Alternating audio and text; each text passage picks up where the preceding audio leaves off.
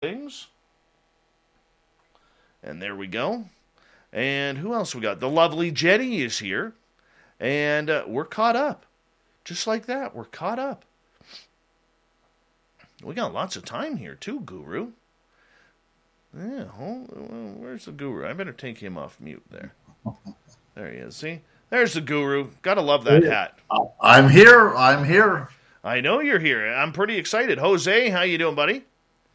And, yeah. I tell you, Guru, I'm not under the weather, but I'm at that point where I may go under the weather. You know what I'm saying?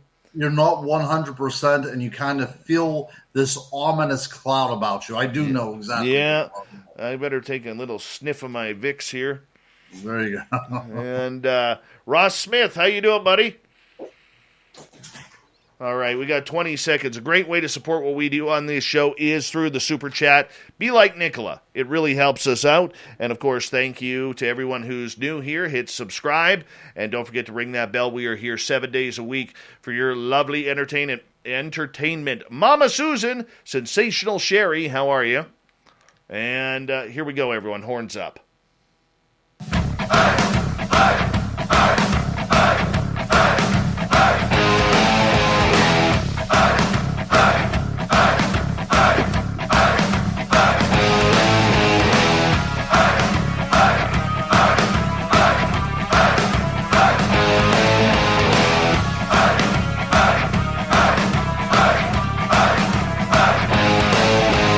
From the mountains of central British Columbia to you listening around the world, this, my friends, is Spaced Out Radio. I am your host, Dave Scott, sitting in the captain's chair of SOR headquarters. We welcome you to tonight's show on our terrestrial affiliates around North America, digitally on TalkStream Live, Revolution Radio, and KPNL. All of our archives are free. Go to youtube.com/Spaced Out Radio. Do old Davey the favor, hit that subscribe button. You can follow us on Twitter @Spaced Out Radio and on Instagram, Spaced Out Radio Show. Our website is spacedoutradio.com. We have a plethora of features for you, including rocking out to Bumblefoot and reading up on Captain Shirk's SOR Newswire. Check out our swag as well. Tonight's show is brought to you by Chive Charities. Help make the world 10% happier by visiting Chive Charities today. You can find them on our website. We are in for a good night tonight as the crypto guru, Ronald Murphy, is back. Ron's been investigating the stuff of nightmares for over 30 years. He has investigated things that go bump in the night and meticulously researched the historical and psychological context of myths and legends from around the world. The guru seeks to uncover the archetypal precedent for monsters and hauntings and collecting his thoughts of what is truly going on out there. You can find all of his books on Amazon, and we always love it when the guru is here. Mr. Guru, how you doing, buddy? I would rather be no other place than right here in Spaced Out Radio Land with you, my friend, and all these great listeners here. Absolutely. We really do appreciate you coming on in, bud. And I'm going to apologize right off the bat. Feeling a little bit under the weather. Mm-hmm. You know, I got a case of the sniffles going on. Mm-hmm. And I can feel it building up. So we're going to battle on through here, Guru. And thank you so much for joining us, buddy. You know, for somebody who's listening to us for the first time, let's learn a little bit about you, how you fell in love with the legends of monsters and folklore. Absolutely, man. Okay, so, this is the story that I tell. And I doubt, Dave, that you have any first-time listeners. I think that these guys have been with you since the very beginning. But I'll indulge you nonetheless. So, as a kid, I was growing up here in Western Pennsylvania where not a lot of stuff happened. I grew up in a very small town called Blairsville that had, I think it had 2 streetlights at the time. Not a lot of stuff going on there until the mid-1970s. And what happened then in the 1970s is that there started to be sightings of Bigfoot in our area. It was so much of a news story that the local news from Pittsburgh actually would pick it up, and they would report upon this man-like creature that was seen in and around my little town.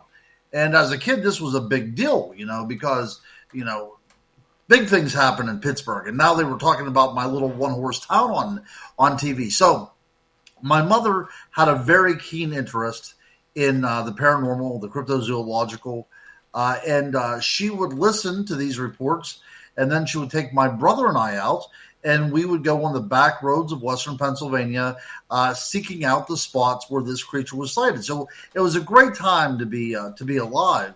And not only that, but not only, going first person looking for these things, but this was also a time whenever In Search Of was on television, and, That's Incredible and Unsolved Mysteries. So it was a great time to be a kid. It was a great time to be interested in the paranormal. And the other cool thing about it, too, is I went to a parochial school. St. Simon and Jude was the name of the school. It's no longer in existence anymore, unfortunately. But it had a very small library in the school. But I am convinced that one of the nuns there had to be a closet cryptozoologist or a paranormal investigator, because this little library that was chock full of, religious textbooks and such had a great section on the paranormal. Bigfoot, the abominable snowman. We had UFOs and all this other kind of stuff. It was a great time, to actually go to the library, pick up books in your hand and read them. So that's how I spent the majority of my youth. I was looking for Bigfoot in the woods that surrounded our little town. I was reading about Bigfoot. I was reading what Von Däniken had to say about ancient aliens. And, I was enamored by tales of the Loch Ness Monster. And it really stuck with me until I went to high school. And you might find this hard to believe, Dave, and I think that a lot of your listeners will find this hard to believe as well, too. But back in 1984, whenever I went to high school, chicks did not find guys that were interested in the paranormal attractive. I don't understand what was going on there. So I kind of went in a little bit, put the paranormal stuff in the back seat and focused on other things. And it was whenever I went to the University of Pittsburgh, and I was taking an anthropology course. And in one of my books that I bought at the bookstore that probably cost $120, written by two highly esteemed professors, there was a section in there about folklore and legends and how they could spread. And one of the writers of the book suggested that the legend of the Yeti may have come about from the existence of the Gigantopithecus up into historical times. And that was the first time in academia that I'd ever been confronted with the idea of a Bigfoot or a man-like beast as something that was acceptable to argue and to talk about. And it was as if Bigfoot himself came to the door of the classroom, opened it up, walked in and took the seat beside me, and kind of looked at me and said, "Now what do you do with me?" So all this interest that I had as a kid now comes back to the surface, and now I'm starting to look at this great literature from around the world. Some of the first literature ever, the Epic of Gilgamesh, for instance, which was written even before the time of the construction of the Great Pyramids. We have within that tell the remnant of an oral tradition about man-covered beasts. There's two of them that are actually mentioned, and they dwell in the far-off places in the deep woods, and they usually don't have any kind of confrontation with human beings unless we infringe upon their territory, which was extremely interesting. And I use that kind of stuff even now as a researcher and investigator to point out that this world truly is one that is full of wonder and surprise. There's more things out there than meet the eye, and I like it like that. I like that there's still mysteries out there, and I like the idea that there's possibilities of monsters still lurking in the shadows, because that really puts us as humans in our place.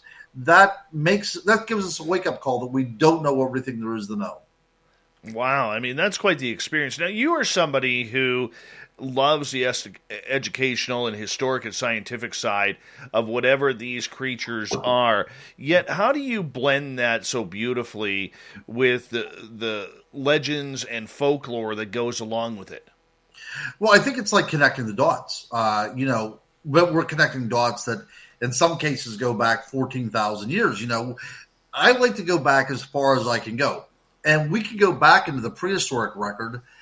We might not have any human beings actually giving us any kind of play-by-play commentary, but we can denote things that are happening from the archaeological records concerning burials, concerning cave art. And that is really when all this kind of stuff begins. I like to look at archetypes and to think that the idea of lake monsters have been with us since our infancy, and the idea of the wild man, and the idea of werewolves and vampires. It is a matter of connecting the dots and finding out that these creatures are so a part of our humanity that we would be very different if we did not have them in our collective closet, as it were. And that is really the reason why I want to approach it from an academic point of view. I go on a lot of expeditions. I go out a lot with people that are dressed in paramilitary gear, and they have the knives and they have the flashlights on their head, and they look like they're going out on a big game hunt. That's all fine and dandy. That's great.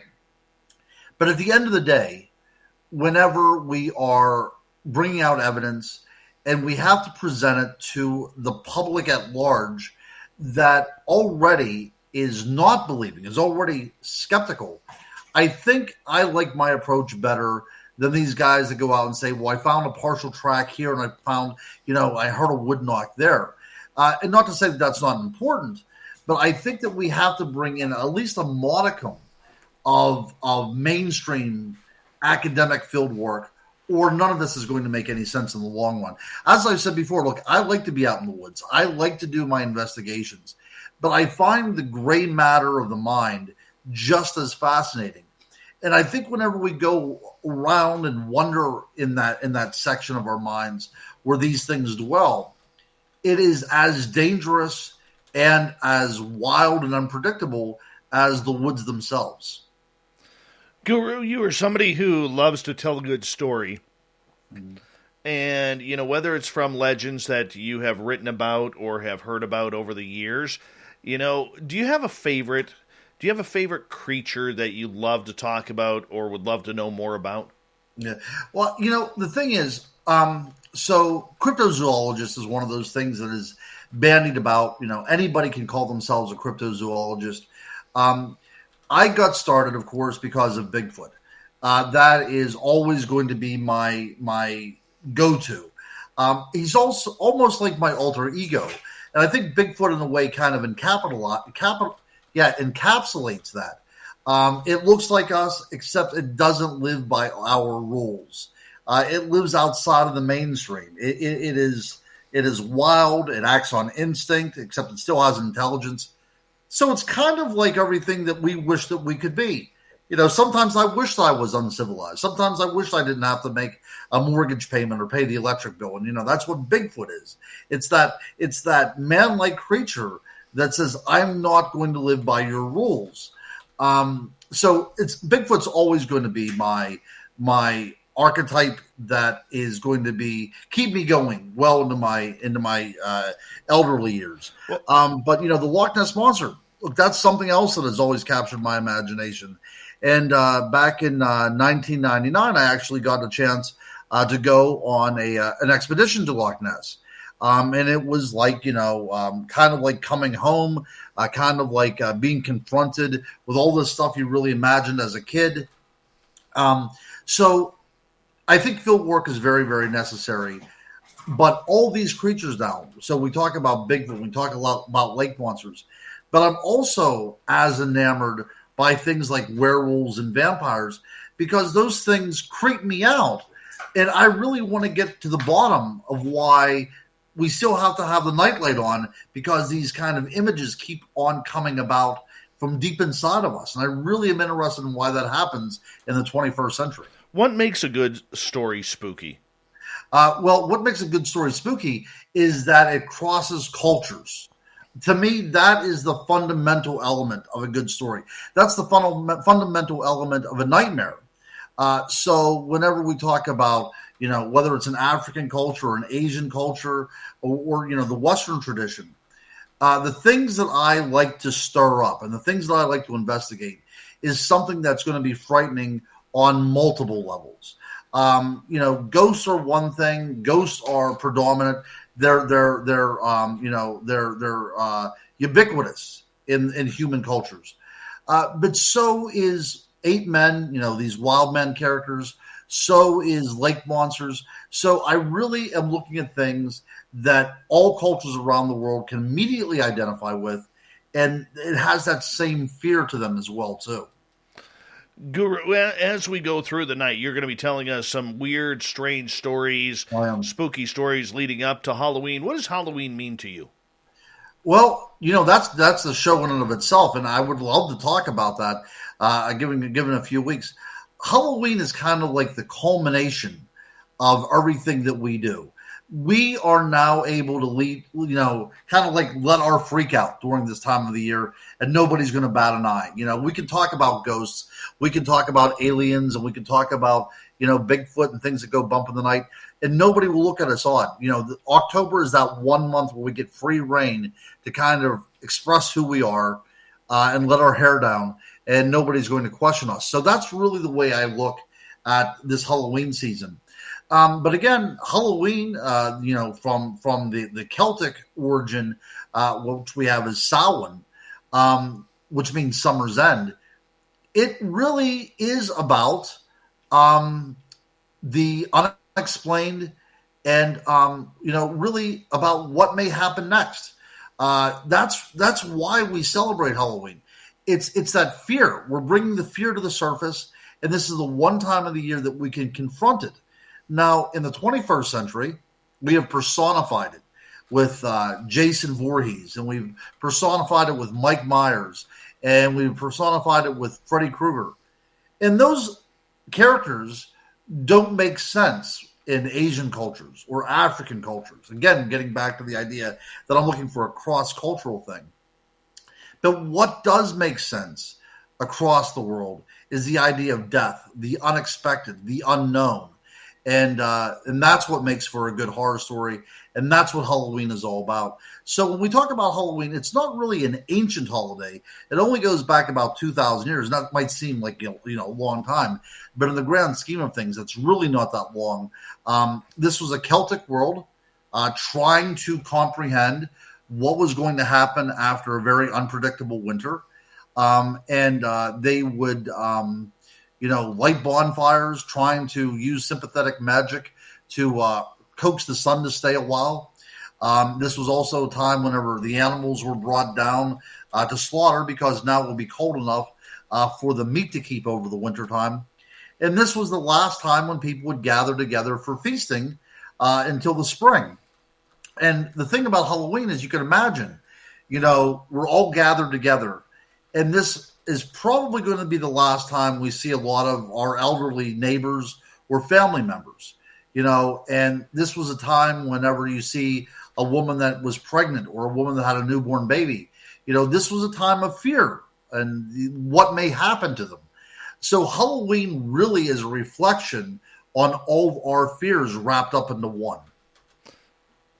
Do you really believe in the whole process of thinning of the veil?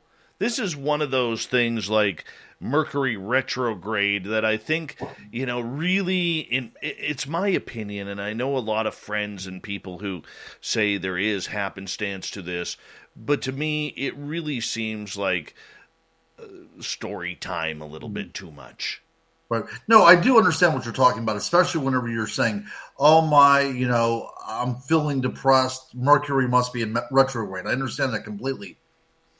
But what is so cool about Halloween that it's really based upon an agricultural system, right? It's based upon the time between solstices and equinoxes. This is one of those cross-quarter times. So it's interesting whenever you look at whenever Halloween is set, and then you look at holidays around the world as well. So this particular time is important the world over. And because it's important the world over, that leads me to believe that there's something more to it than just its agricultural importance, its agrarian importance. the idea that a veil was thinning between this life and next, that's a hard thing to explain. And it's also a hard thing to kind of justify as well, too. But if you would have went back 2,000 years ago, that would have been completely acceptable. And not only in Europe, but in other parts of the world as well, too. I am a romantic. You know this. I would love to say, Dave, you know what's going on. The reason why we celebrate Halloween when we do is because the ancients knew that that is whenever the veil between two worlds were the thinnest. I would love to be able to tell you that. But I can't, from an academic point of view, I can't. From a scholarly point of view, I can't. I'm just telling you that around the world in this part of October, very strange things are said to happen, regardless of what culture you're looking at. We got about 3.5 minutes before we have to go to break here at the bottom of the hour. Crypto guru Ronald Murphy is with us tonight. Guru, where are we going to start on the stories when we come back after the break? Give us a little hint. A lot of times, people don't realize that I actually do go out and investigate things. So I kind of would like to change my persona a little bit and talk about some of the investigations that I've actually been on. Oh, it sounds creepy. Sounds absolutely creepy. Now, for you, I mean, as we get a little bit further into this show, do you get scared anymore, Ron? Absolutely. You know what? I probably get scared more than most people. I hate to be alone. Whenever my kids are away, I still sleep with a nightlight on. These are fears that are deep-seated within me. And I write as a form of exorcism, I suppose, in a way.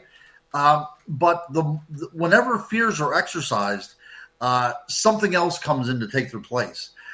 So it's not like you're ever going to get away from it all. So I still have a fear of the dark. I still have a fear of the knocks and the bumps that you hear that are unexplained. And I think that's something that's going to stick with me forever.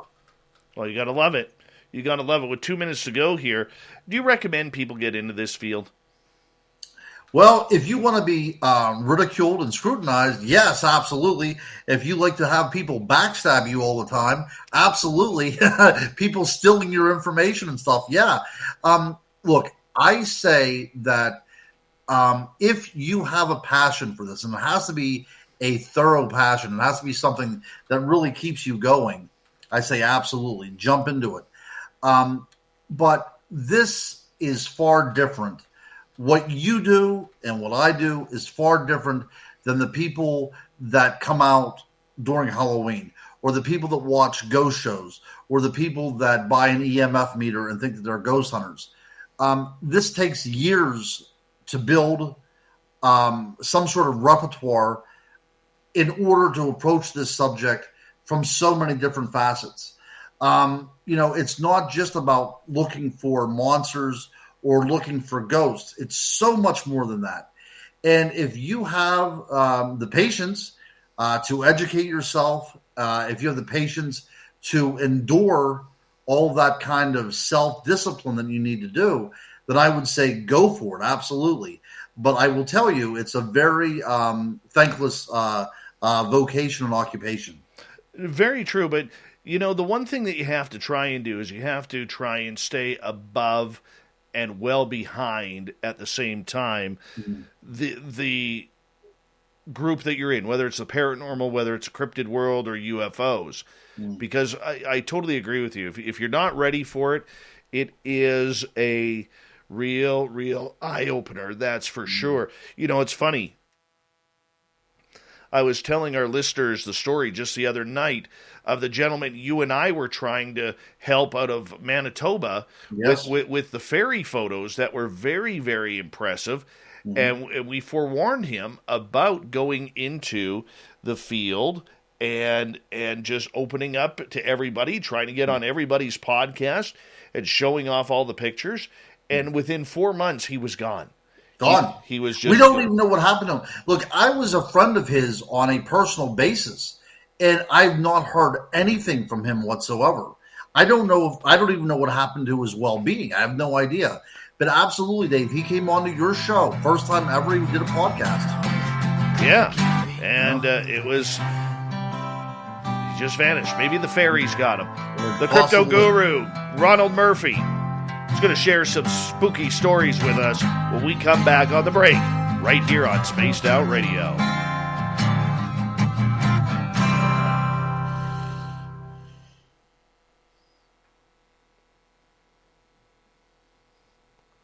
All right, we're clear. All right, it's flying by, my friend, flying by. I hope my voice makes it tonight.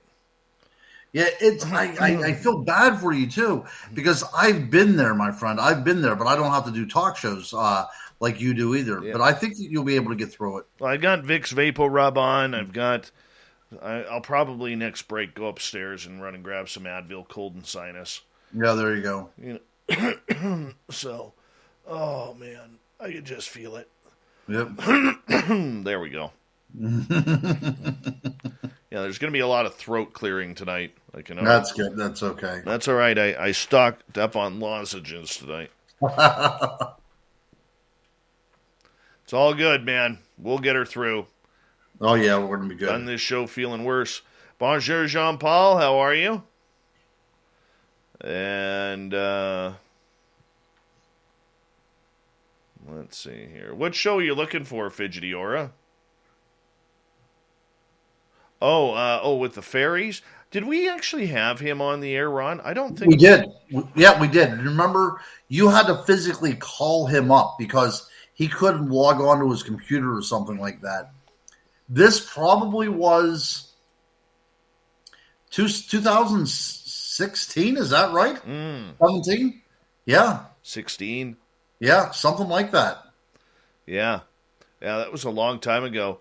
Guomashi, how are you? Welcome back. Davey, nice to see you.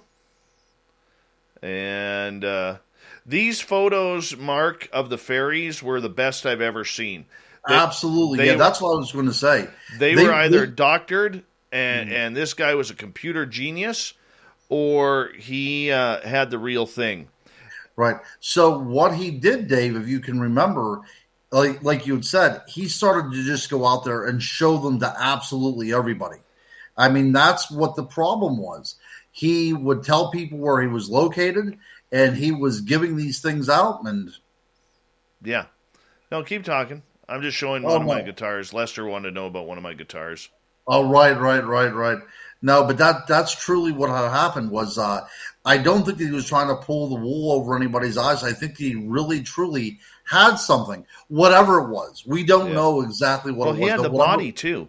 Yeah, he did. He did. He had the dead body of a fairy, too. Yep. And, literally, he all of a sudden just started opening his mouth everywhere, going in every cryptid chat room that he could on Facebook, any group, and showing his pictures, and he just got eaten alive. And I remember him talking to you and to me about it, and I'm not sure if it was you or me that actually said to him, "Hey, bud, we told you so. We told you this was going to happen. Yeah. And let us come up there and verify your story first, and then we'll all go out together." And he just couldn't do it.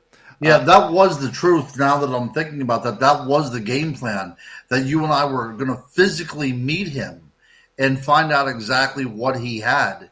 And then I think that by that time, he had opened up far too many doors. And he was just, like you said, he was being trounced as a charlatan on one side, and the other people were kind of using him as a pawn to get whatever they wanted at the end of the day as well, too. That's very right. Yeah. Yeah. But, Gorgeous Deanna, how are you? Welcome. I want to say a big thank you to Brian, Carla, Reverend Keith, who I haven't seen in a while. Good to have you here. Swampy and Nicola for the amazing Super Chats tonight. The Super Chats are a great way to support what we do on this show on a nightly basis. So thank you guys so much for your love of this show. Lester, are you this one right here? That is an Italian model. It's called an Aerci. It's a Les Paul knockoff. I can't afford a real Les Paul right now. Soon, though. Alex Kuhn, good to see you back. Oob to Joe's Maine. You've got gnomes at your place. Vintage Beard, where have you been hiding, man? Holy cow. Haven't seen you in a couple months. So glad to see you, buddy. Hope you're doing well. And let's see. Who else do we got here?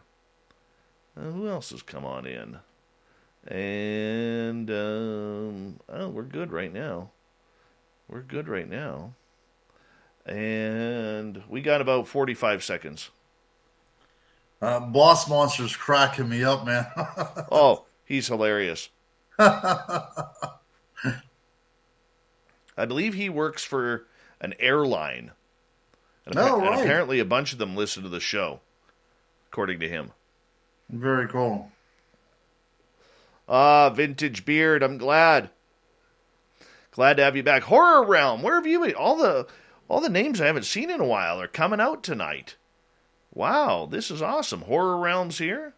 There's my brother David Murphy in the house. Well, look at it. Look at that. It's little Davy Murphy right there. Little Davy Murphy, who's 2 years younger than I am. Little Davy Murphy in the house.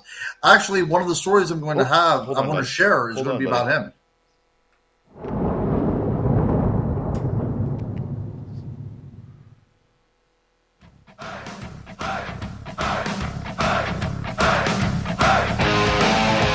Second half hour of Spaced Out Radio is now underway. My name is Dave Scott. Thank you so much for taking the time to join us. We really do appreciate earning your listening ears. Want to remind you that if you missed portions of this show or others, check out our free archives by going to youtube.com/Spaced Out Radio. Do me the favor, hit that subscribe button. Our website is spacedoutradio.com. We have a plethora of features for you, including rocking out to Bumblefoot and reading up on Captain Shirk's SOR Newswire. Follow us on Twitter at Spaced Out Radio and on Instagram, Spaced Out Radio Show. The crypto guru, Ronald Murphy, is back as we are talking spooky stories leading up to Halloween in just a couple of weeks. I know you like them. We like them too, and we love the guru around here. You can follow him on Twitter at Crypto Guru Ron. And, of course, all of his books can be found on Amazon. Guru, welcome back. Hey, thanks a lot. Again, time flying. It's as if it does not exist in the actual real realm here at Spaced Out Radio. It's on its different continuum. Oh, I know, buddy. It's been like that ever since we've had you on. Geez, going on 7 years, man. 7 years. Almost 7 years. Yep. It's been incredible. What a run. And to watch you grow, good, buddy, as an author in this field has been incredible. You know, we even got your brother in the chat room tonight on YouTube, little Davy Murphy. Little Davy Murphy, and I'm glad because he's making a trip to, I believe he's going to Tampa Bay tomorrow. So he's actually staying on here. I think that his lovely wife, Sarah, is probably on with him as well, too. Very nice. But one of the stories I have to tell you tonight involves little Davy Murphy. Well, I want to tell you a story first here, Guru. Sure, go ahead. Because you're a man of wisdom and of aged beauty, not unlike myself here. Exactly. You know, brother. But this past week has been very difficult for me. Very difficult. You know what's been happening? My audience has been absolutely tearing me apart because of my dislike for eating breakfast for dinner. Oh, my goodness. Help me out here, man. Look, I don't know how to tell you this, Dave. This is painful for me to tell you. So I had some things to do today, and I was not home in time to get my children's supper. So my oldest daughter ordered breakfast for dinner for the children. No. Yeah. I hope you grounded her. I did. Oh, absolutely. Well, she doesn't live with me. She's the one that has the baby. But no, she came over and she thought that she was doing a good job. Look, it kind of chokes me up a little bit, but my kids liked it. No. Yeah. Yeah. When I have to take some time to work through this, it just really hurts me, you know, as a dad. You know, you try to instill in them everything that you hold dear. And the little bastards liked it. That's terrible. Ron, I'm actually tearing up. That's why I am. Me too. Tearing up a little bit. Think about how I felt as a dad coming through that door and seeing my 8-year-old son with a pancake in his hand. That's terrible. I'm telling you, absolutely terrible. Yeah. So that's what I'm dealing with tonight, Dave. I honestly, Ron, you're probably going to have to ground your children for about a year and a half here. no television, and that's the only way I can do it right now. There's no television, and now there's no eggs or bread allowed in the house. Good. Yeah. I'm sorry for you, buddy. This is one of those things. Whenever, like I said, whenever a dad tries his best, then all of a sudden, it goes downhill like that. I know. We might as well just end the show. Yeah, I think that might be a good time. There's just no point now. No point. No, yeah. And it was like they had pancakes. Well, around here, there's a restaurant called a Denny's restaurant. And they have something there called the Grand Slam, which is eggs, bacon or sausage, a hash brown, and pancakes. And they had each a Grand Slam. I know. Dim to Dim, welcome to our chat room. Says, my wife loves breakfast for dinner. I dislike it and think it's lazy. Mm-hmm. Beautiful. I think it's... you can come join the anti-breakfast for dinner crowd, Dim to Dim. You can totally do that. We would appreciate that. Hey, Guru, let's get into some story time because I'm getting depressed here. Yeah, me too, man. Me too. What do you got for us right off the bat with one of your investigations? I will tell you my earliest investigation that I've ever done as an adult. How does that sound? This involves my brother, little Davy Murphy. And this involves before I became involved in the paranormal. This is whenever the paranormal actually came looking for me. I think that's a good tagline. So I was in graduate school up at Indiana University of Pennsylvania, which is a little bit northeast of Pittsburgh, about 70 miles away from Pittsburgh. And it's a very rural area. Lots of woods, not a lot of stuff to do there. If the university wasn't there, there would probably be no town. So my brother and I were living there on the corner of where I guess civilization meets the woods. Behind us was these woods that was owned by the university, and there was no hunting there or anything. It was a very protected land. So we were kind of out in the middle of nowhere. We were like the last house until, it was all woods. So we moved into this place, and almost immediately the first summer, we would hear this whistling sound. It always happened between the hours of 12 and 3 a.m., same as Spaced Out Radio, as a matter of fact, here on the East Coast. But it only happened whenever the weather was right condition. There would be no rain or anything like that. But between 12 and 3, we would hear this loud whoop sound. The first year, we really didn't think much about it. We thought it might be birds or something like that.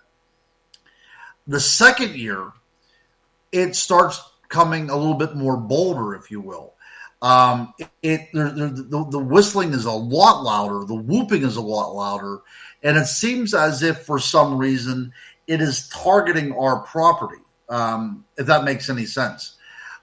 So my brother and I at this point, I'm in my mid-20s. So my brother will be in his early 20s right about that time. So we were athletic. We were playing sports and stuff like that at the time. And we thought, hey, look, we're going to go out and investigate this. And sure enough, it was probably about 2 o'clock in the morning. We hear this whoop, whoop sound. And my brother grabbed a baseball bat, and I grabbed a sword because, of course, you have to have a sword involved in one of these stories. And we opened out the door. And this was the first time that we had ever stepped outside whenever this sound was going on. And it was shocking because when we went outside, it was not only permeating the air around us, you could actually feel it within your body as if it was, now looking back on it, we can say it was called infrasound or whatever, but there was something out there that was whistling that was able to produce a vibration within our body. So we soldiered on, however. Again, 20-year-old kids with weapons. What more can you ask for? So behind our house was a grove of trees that led to the bigger woods. So we got to this little grove of trees, and we kind of came to a standstill at the same time. and I'm not sure exactly why, but the whistling was intense. We knew whatever this thing was right in front of us. We couldn't see it because it was pitch black outside, but whatever this was within yards from us. The whistling was still continuing, the whoop, whoop, like that. But now the thing starts growling at us. There were two sounds being produced by this creature at one time. So the whistling and the whooping continued as well as the growling. And not only was it just a regular growl, we were so close that we could actually hear it taking air into itself to produce the growl. And it was a very wet sound. So this was a large creature that was in front of us.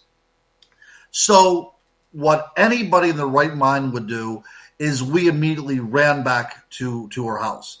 I wasn't going to go any further. I have no idea to that day what was in front of us. But from that moment on, that is whenever I decided that I would start investigating the paranormal.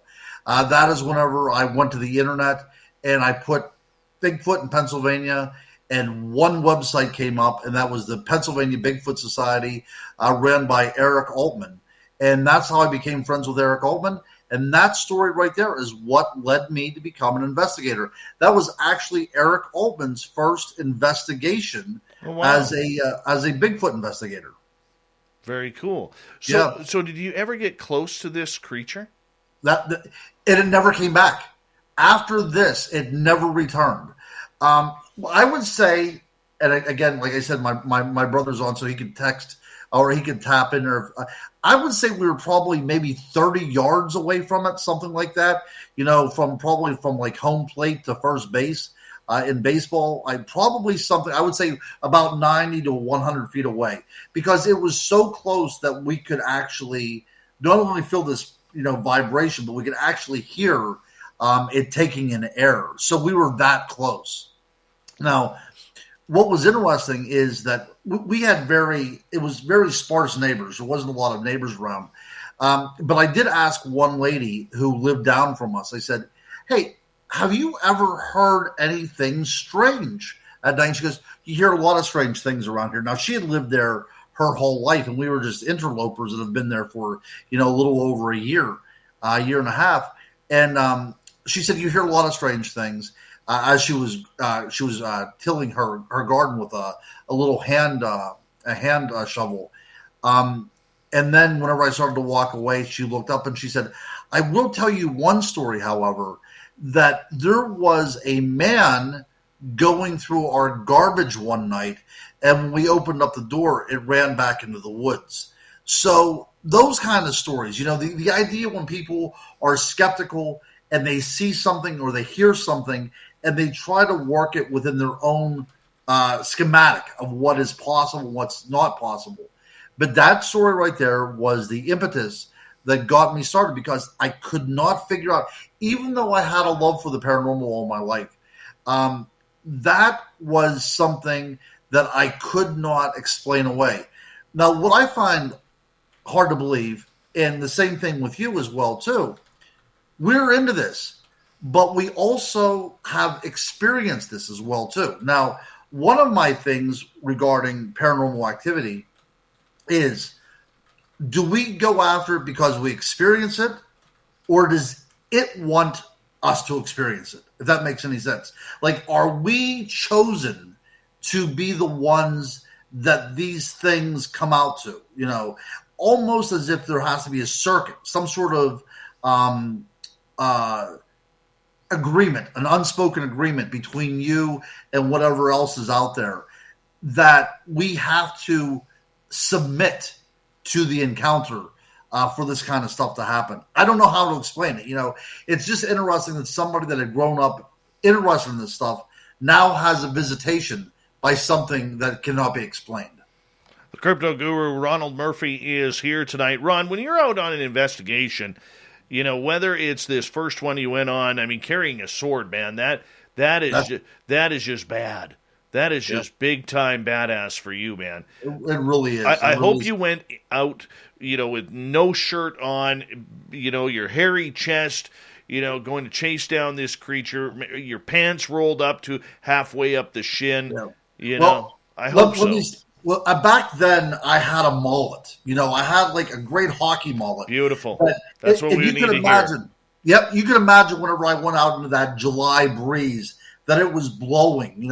I probably looked like Aslan from The Lion and the Witch and the Wardrobe. It was like a mane of hair around me. Beautiful. And I think if I'm not mistaken, I think that I did not have a shirt on, and the moon was just glistening off of my chest. This is getting better. Yeah, it's as badass as you can imagine. That is just wonderful. Yeah. You know what, bud? I can honestly say I know you're not a BSer either. So I'm actually imagining this to be true right now. Yes, that's right. At one time, I was in good shape. If you can, if we would go back to the 1990s, I was. Well, we didn't have to talk about the perm there, but no, it was a great mullet though. It really, really was. And it was that was probably the most kick-ass moment I've ever had in my life. I got to tell you, I mean, the fact that Bigfoot saw your permed mullet, right. I think you need to bring it back. Yeah, and he never came back either. Can you imagine that? Like, he saw what he would have to face, and he said, "I'm not going to deal with that any longer." Oh, my goodness. My goodness. The guru, Ronald Murphy. Tell us a little bit more. Do you have any more Sasquatch stories you want to share with us? We have about 7.5 minutes. Okay. How many minutes? 7.5. 7.5 minutes. Okay. So we'll talk more about this kind of the experiencer getting these experiences.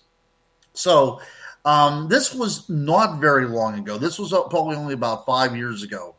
And I get up in the morning. It's wintertime. I'm watching TV, and all of a sudden it says school has been canceled. Now, whenever school is canceled in the Murphy household, that means nonstop horror for Ron Murphy throughout the day. I'm a single dad by this time. I've got 5 kids living at home. I am up to, I've got to call off work. This is going to be my day. So one of the things that the crypto guru does, which is a bad habit, and I shouldn't do it all the time, but whenever I get very, very nervous, sometimes I will smoke a cigarette because that's one thing the kids do not want that I am doing. It's something they can't enjoy. So I don't smoke all the time. So I keep the cigarettes in my car. So I go out, I open up the door to the breast of the new fallen snow. And as I make my way to my car, I notice that there are tracks in my yard. Not only are they tracks, but they're barefoot tracks as well too. That means that they have no shoes or socks on. I actually sent these pictures to you, if I'm not mistaken, Dave. I think that I did. So it was interesting, to say the least. I was shocked. So I thought, I got to find out where these things started. They started in the middle of my yard, and they didn't originate from any place. They just appeared. But they appeared a little by little. So it was a right foot, and then a little bit farther away, it was another right foot, and then a left foot, and then a right foot, as if it stepped out of something or materialized or whatever, became tangible. These are true stories. I have no way of telling you what happened. I'm just reporting what happened to me. So there was a trackway that led up to my window, to where my dining room was, and then went over the hill and vanished. They vanished just as if they began. They just stepped out into nothingness. The trackway maybe consisted of maybe 25 tracks total. And I've documented the majority of them. I have evidence of them. But the other thing is, these are not your typical Bigfoot tracks. These were very small tracks, about maybe a little bit bigger than a toddler's track. So I'm saying maybe a 5-year-old track. Completely barefoot, with no origin besides stepping out into our reality, and no end besides leaving our reality. Again, I'm a Bigfoot investigator. How does this happen? Why is it looking in my window? No way to explain it. I've never tried to make any money off this. I didn't include it in any of my books or anything like that. But this is a story that I simply cannot explain away. I contacted the grandfather of the paranormal here in Western Pennsylvania, Stan Gordon, and he said for about the past 30 years in this area, these Bigfoot tracks, these small tracks, have been reported, which I never had heard of before. Now, what was curious is about 3 years later, the exact same spot. So we're talking about the last time I was there was about a year and a half ago. In the springtime, we found the same size tracks in the mud that, again, just were in the mud, didn't lead any place else, just a few tracks, same size as if it was the same creature. Again, hard to explain. I have no idea what was going on. I documented it all on film. But what is interesting is after we found these tracks in the springtime, and these tracks were probably about 100 yards away from my house, that section of the woods is now posted. People used to go up there hunting. People used to go up there hiking and everything. And now that place is blocked off. Really? Yep. When you are in the area as an experiencer, investigator, author, where you know Sasquatch is, and you are hearing strange noises, maybe everything from whooping to wood knocks, or maybe even the heavy breathing coming from the forest, what goes through your mind when you're in that close proximity? What goes through my mind is what am I hearing? Because the skeptical side of me says this cannot be happening. Okay, but whenever you're confronted with something like this, there's really nothing else. There's really no other variable in there that makes any sense. There's no other red herring in there. If this was a math equation, you just solve. You solve for X. And the most logical explanation is there's something out there that has been uncategorized, uncataloged, and it is in your presence. That's the only way I can explain it. Again, I've never physically seen the creature. I've seen tracks. I've heard noises. So my quest to find the truth is still out there. But there is enough of this anecdotal evidence that is leading me to believe that there is a creature out there called a Bigfoot that people have been seeing for thousands of years, and we call it a legend simply because science has not pinned it down onto a table yet and cut it open. A minute to go here, Guru, as we continue on. So, in other words, if you're in the vicinity of Bigfoot, do you stand still? Do you keep looking for it? Or do you stay in a group so that way you don't get in any trouble? Well, from what my research is starting to show, and from what my experience is starting to show, I don't think you have much of a voluntary response to it. I think that whenever you're confronted with something like this, you are immediately confronted with this fight or flight response that is ingrained in us since we left the savannas of Africa. I think that there is something within us that we know exactly what this is because our, evolutionary development had to at least have been concurrent with these things. So we do have some sort of working knowledge about what these things are, even if it's on a subconscious level. And I also think that they utilize infrasound. I truly do.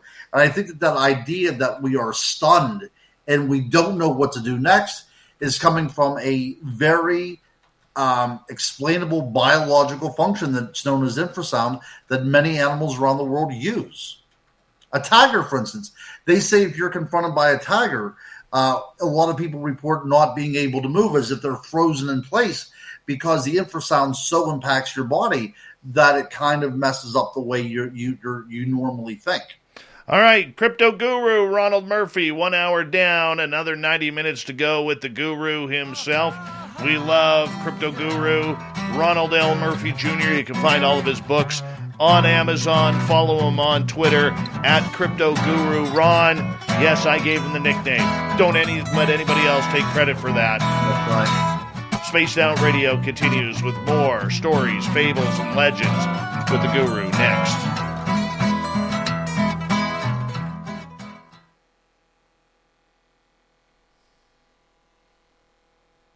All right, we're clear. No, excellent. Overbuilt Automotive, how you doing, buddy? Tangerina Arena, welcome to the SOR chat. Appreciate that for coming on in. I like the newbies. Yeah. Hold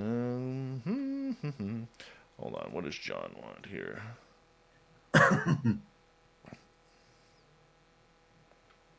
Oh, that's nice, John. That is nice.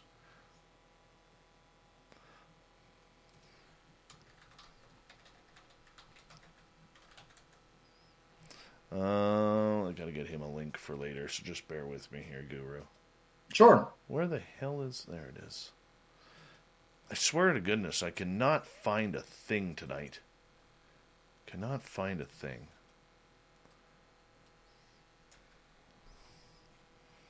All right. You know, when you were talking about fear there, when Samantha Mowat and I saw the aliens in the forest, I was frozen still, too. Mm-hmm. And I didn't feel like anything overcame me. I think for me, it was more... honestly, it was like, can you believe this shit going on right now? This can't be real, right? Right. And I was so confused by, hello, gorgeous Larry, how are you? I was so confused, Ron, by the sight of it all. Jim, how you doing? That I couldn't move. Right. No, I think that's what a lot of people, especially whenever I'm doing conferences, that's the main thing that people come up to tell me. Normal people come up and ask me if I believe in this stuff. I tell them I keep an open mind. And then they sometimes just let loose. I mean, I've seen guys that look like they could, ride with the Hell's Angels breaking down in tears because something crossed their path. Nothing confrontational, mind you. They saw something that they could not explain, and it so impacted them on a psychological, emotional, spiritual aspect that they needed to get it off their chest. And that is really what happens, I think. We're confronted with something that should not be out there.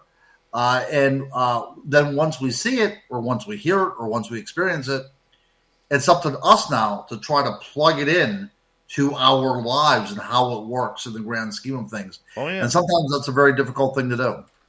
Oh, absolutely it is, bud. Absolutely it is. And, we've got 3 minutes here. But it's very, very scary. It is. It's very scary. Majdi is like, or is it Mighty? Mighty or Majdi? Is the J pronounced? Anyways, asking, it was great to hear your experience with UCR channel. Yeah, thank you so much. There was a lot of negative comments towards me on that. No fault of Lou and the team. They were fantastic.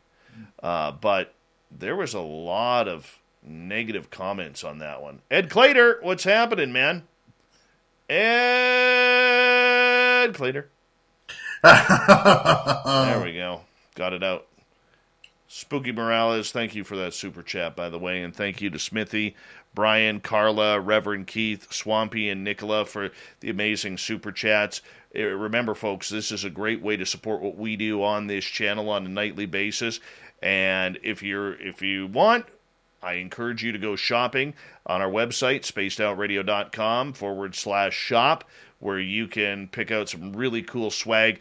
It's not just t-shirts. If you find a logo that you like, click on it. And you scroll down, you'll see a bunch of different logos for hoodies and ball caps and stickers and everything in there. So, just go check it on out. Appreciate it. Yeah, I was totally supported by the guys from UCR Spooky. Totally supported by them. But afterwards you read the chats, and I reported one the other day. Reported one real negative comment on a good friend's chat. This person was just completely rude. So, goes with the territory. It does. Well, that's a good point. Whenever we talked about people wanting to get involved in this, every show that I do, and I'm sure you're the same way, you have people that follow you just because they hate you. They don't like what you have to say, so they'll spend 2 hours of their lives to troll you and write down negative things. Oh yeah, yeah. I think that's look. Almost every time that we do this show together, you have the same people commenting negative things and giving the thumbs down or whatever. That's fine and dandy. That's their prerogative. But they're still listening to the whole freaking show. Yeah, I had one. I had one on YouTube today that I saw. Guy was, ripping me. I just went, "Hey, thanks for listening." Yeah, exactly. Hit that subscribe button. The gorgeous Lori Oliphant is here. I believe she's in Pennsylvania too. All right, we got 30 seconds. A big thank you to everybody tuning us in. Super Chat is open, as well as thank you to all the veterans who are tuning in. Remember, you always have a safe home here on Spaced Out Radio in our chat room.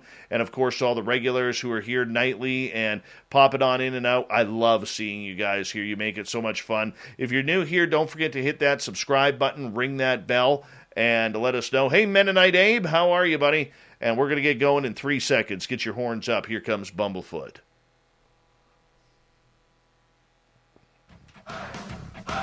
You're listening to Spaced Out Radio with Dave Scott. Follow Dave on Twitter at Spaced Out Radio and on Facebook, Spaced Out Radio Show. Hour number 2 of Spaced Out Radio is underway tonight. My name is Dave Scott. Thank you so much for taking the time to join us. We really do appreciate earning your listening ears wherever you are on this beautiful planet we call Earth. Big thank you to everyone tuning us in on our terrestrial affiliates around North America and digitally on TalkStream Live, Revolution Radio, and KPNL. All of our archives are free. All you got to do is go to youtube.com/Spaced Out Radio. Just do me the favor, hit that subscribe button. The Desert Clam has set the password for tonight in the SOR Space Travelers Club. Ranitophobia. Ranitophobia is your password. Nobody knows what it means, but the Clam sets the password each and every night, right here on Spaced Out Radio. Our website is spacedoutradio.com. We have a plethora of features for you, including rocking out to Bumblefoot, reading up on Shirky Poo's Newswire, and check out our swag as well. Follow us on Twitter at Spaced Out Radio and on Instagram, Spaced Out Radio Show. We continue on tonight with the crypto guru, Ronald Murphy. You can follow him on Twitter at Crypto Guru Ron, and of course, check out all of his books on Amazon. You got to type in Ronald L. Murphy Jr., and it's spooky tales and stories for the build-up to Halloween. Guru, welcome back. Thanks a lot, my friend. Thanks a lot. And, what we have another, hour and a half left or something like that. I'm just closing in on like an hour now. See, things go, you're going to have to make this a 6-hour show. Oh, goodness. Goodness. That would kill my voice. Yes, I know. It would kill my voice, But hey, we're going to move on here. And, Ron, there's always a lot of legends and lore that come out around this time of year where people all of a sudden, realize the paranormal is very popular for at least 1 month out of the year, and that is the month of October. And the closer we get to Halloween, the closer we get to people telling all sorts of spooky stories. What kind of spooky ghost stories do you have for us? Well, I will tell you about one that was very personal to me, as a matter of fact. So, we got this house. Oh, thank you very much. That's very nice. I see. That makes me feel better because I don't get any love around here. But, not when your kids are eating breakfast for dinner, you don't. Exactly. That's right. So, this is before I got my divorce. I was still married, but this is one of those incidences that actually I think kind of spurred the inevitable on a little bit quicker. So we got this house. It was an older house. We moved in, and we found it strange that the attic was sealed off. I have no idea why it was sealed off, but the previous owners had put up drywall and repainted it, so you couldn't even find the door to the attic. But what was interesting is there was still a window outside, and we put a ladder up, and we looked in, and the room had a table in it and a chair and a light, and that was it. But for whatever reason, the previous owners had sealed it off, which was kind of freaky. So shortly after we moved in, my daughter Devin started to say that she was experiencing some sort of figure in her room. Now, at the time, I think that she might have been about 11 or 12, so she was just a little one. And she got to the point where she refused to sleep in her room. She described it as some sort of shadow man looking at her. My wife at the time, she was down on the couch, and she said that she thought it was me coming downstairs, but she said that she could see something, a shape, moving down the stairs, stopped about midway on the stairs, and then just glanced into the living room. She thought it was me. Whenever she found out that it wasn't me, she had no idea what to do with this kind of stuff. But one time I was down on the couch, and I too saw a shadow move down. I didn't see it clearly. All I could see in my peripheral vision was a shadow coming down. Okay, so then other strange things start happening. We had to have the fire department in our house several times because an overwhelming smell of gas permeated the house. All the times they had come, no sign of any kind of gas leak or anything like that. Then it started to get to the point where things were breaking. We had parked my car out in the yard. One night, we didn't even hear a noise. Go out the next day, and the car's window is shattered.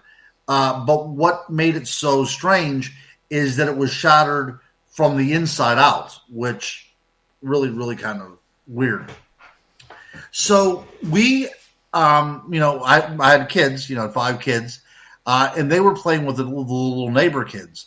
And I was outside on the swing while they were playing, and the little neighbor boy, they were running around our house. Then the little neighbor boy had seen me up there on the porch, and he slows down a little bit, and he climbs up the steps, and he sits down beside me, and he says to me, again, this is a true story. You can't make this kind of stuff up. He says to me, "I know your house is haunted." Again, this is a true story. I look at him and I said, "What?" And he said, "I know your house is haunted." And I said, "How do you know that?" He said, "Because whenever I look out my window at night, I can see them in your yard." Okay. So yeah, exactly. So that's what I said as well too. So things are breaking. There are these shadowy kind of figures being seen. Things are moving in the house. So I decide it's time to call in a medium. I don't know really what else to do. A good friend of mine was Dolores Kincannon. I had worked with her for a number of years, and I really trusted her. She came to the house, and she said, I sense 2 spirits in this house. The one that is breaking things, the one that is driving you out of the house is actually the good ghost, because it does not want the evil spirit to come after your family. Now think about that for a second, okay? So what she was saying is the thing that was causing us the most damage in that house was actually a benevolent force trying to get us out so nothing worse would come about.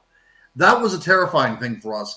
And again, I can say that was one of the things that led to my divorce. But that was definitely one of the things that was going in that direction, because it put up an incredible stress on the family. It was turning things upside down. My daughter that was experiencing these things did not want to live there any longer. I think it all goes back to that room that was sealed off for whatever reason. I still do not have any kind of idea about why it might have happened that way. But yeah, that's what happened. Wow, that sounds eerily similar to mine. My ex-wife and I lived in a duplex, and our best friends lived next door to us. And it was convenient because we shared babysitting, and we shared dinners together, and it was just a great time. Our side, completely haunted. Nothing happening on their side. Nothing. Knocking on walls. All of our teaspoons and drinking glasses disappeared over time. And I remember one time I got back from the radio station. I got back from work probably around midnight, 1 o'clock in the morning. And I was sitting or laying on my couch watching television, because after I got done reading the sports on the radio, when I got home, the first thing I would do is I'd go home and I'd watch the sports highlights to see if I missed anything. And so about 10-15 minutes later, my daughter comes walking down the stairs, sleepwalking. And she comes in, and she's only about 3 years old at the time. She lies down on my chest, and we fall asleep under the blanket that I was under. And so at about 4 o'clock in the morning, my buddy next door had this big dog, and at about 4 o'clock every morning, this dog would start to bark, and it would stop. So I wake up, I'm immediately angry because it's woken me up out of my sleep, and I got to be up in a couple of hours to get my kid ready for the next day and everything like that. And I'm facing the back of the couch, and my daughter is using my arm as a pillow in between me and the back of the couch. So I figured, okay, I'm going to roll over, slowly pull my hand underneath so that way she doesn't wake up. And then I'm going to go to the window, I'm going to yell at the dog to tell him to shut up. And as I turn over, I rolled over this way. And as my eyes kind of adjusted, about 1.5 feet, 2 feet away from me, there was a little girl standing there. And she was wearing a white nightie. She had long ringlet hair, the pudgy kid's cheeks, and she was just standing there staring at me. So I did what any man would do. I screeched, and I rolled myself over, flipped the blanket over my head, caught my breath because I could see right through her. This is how old the story is. My VCR was saying 4:02 a.m. 4:02 a.m. And so I caught my breath. I actually pinched myself to see if I was awake, because I'd never seen a ghost before. And I rolled back over. Okay, what do I do if she's still there? I got to get my daughter and me out of here. And I rolled over, and she's gone. So quickly grab my daughter, run us upstairs, right into bed, and fall asleep, tell my ex-wife about what happened. And then a few days later, once a year, my buddy Steve and I, we'd have a game of college football on the old Nintendo. And I was over at his house playing college football, and it was usually one of those nights where we never had a time limit. And so all of a sudden, I get home about 1:30 in the morning, and my ex-wife says to me, "I saw your ghost." I said, "What do you mean you saw the ghost?" She goes, "I was woken up to the piano playing." And she goes, "I thought it was the cats playing around," because we had 2 cats. And she goes, "I thought they were playing around on the piano." And we had a 2-tiered stairwell from going upstairs to downstairs. And she went down to the first tier and kind of looked down at the piano to yell at the cats. And here was the same little girl in the same nightie playing on the piano, like just banging on the keys. And then the little girl stopped and turned and looked up at my ex-wife. So my ex-wife did what she would do, and she ran to the bedroom and quickly closed the door. Right? But this place, man, we had everything. Like inside our master bedroom closet, there would be scratching on the walls at night. One time, if you have a coin, and I went outside and I took our dog for a pee, and the power had gone out, and it wasn't late, and it was about, I'm going to say about 10 o'clock at night. So my ex-wife and our neighbor next door, this is still in the duplex, they decided they were going to drive to Starbucks and go get a coffee and get me a hot chocolate and everything. And so I'm outside with my dog at the time, and he's out doing his business. And you know the sound a coin makes on glass, kind of like that.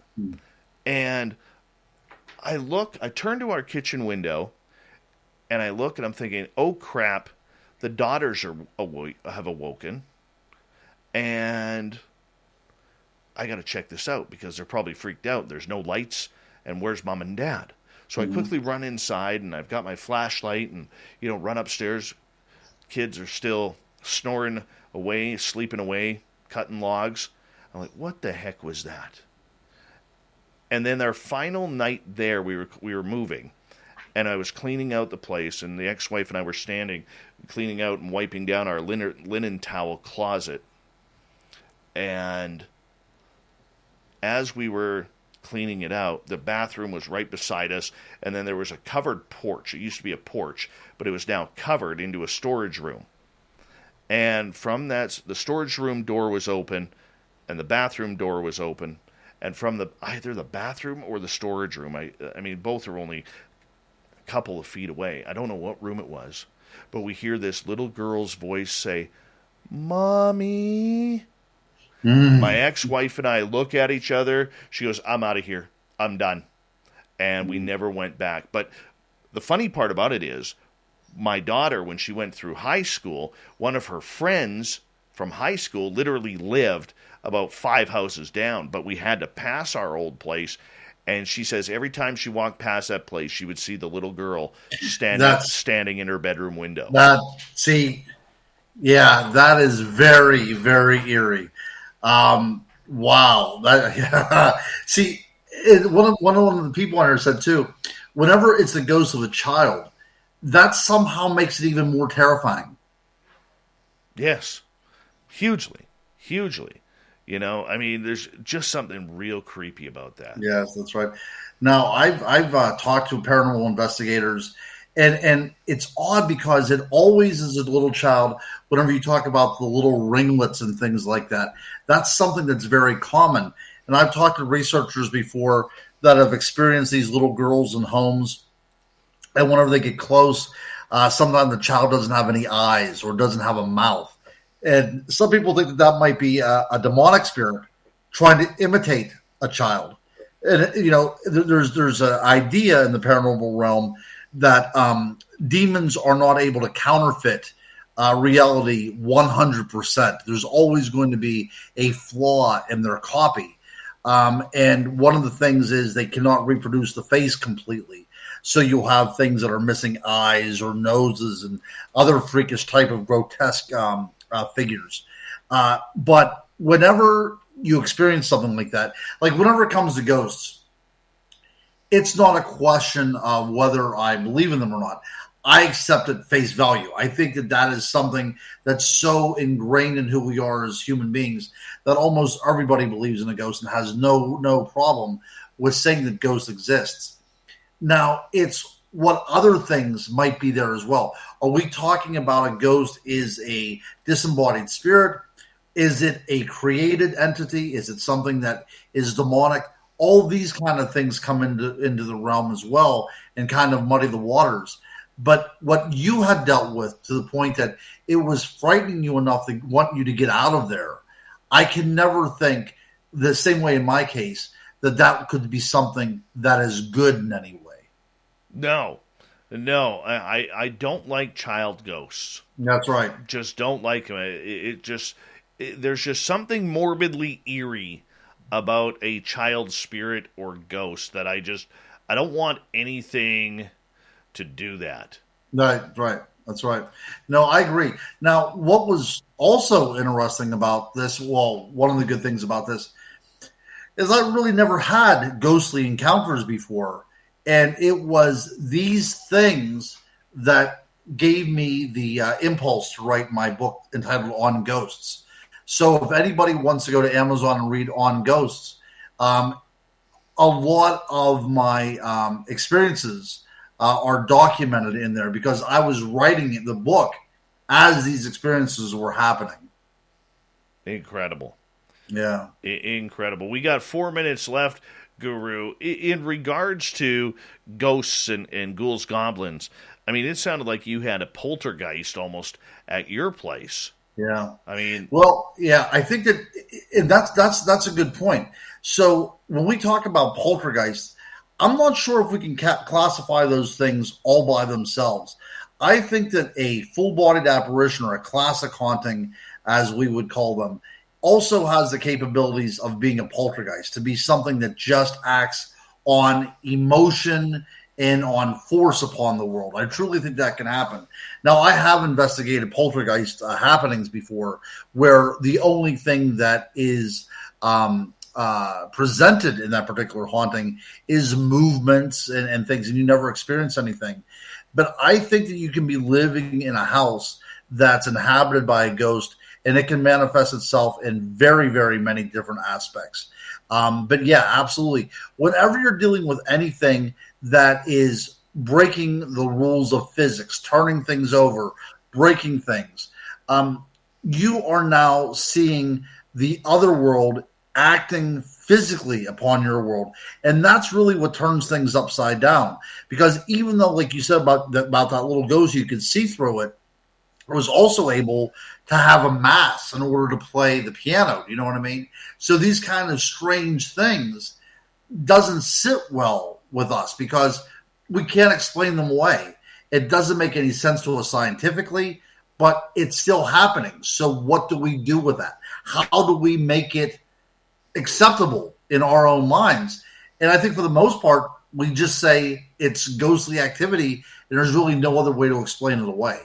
Yeah, I don't know how to explain it, man. I've never experienced that. You know, that's the one paranormal experience I honestly would like to see. I would love to see something move. I have been pinched. I have been touched by ghosts. I've never been shoved. I've been attacked, and that was kind of strange. But I've never seen that poltergeist activity with things flying off the counters or chairs moving or anything. And yeah, I feel kind of ripped off about that, man. Right. Yeah, I've been to the room of a child that was in a hospital, and I saw a rubber ball move from one side of the room to the other side and then back across again. I have seen that with my own eyes before.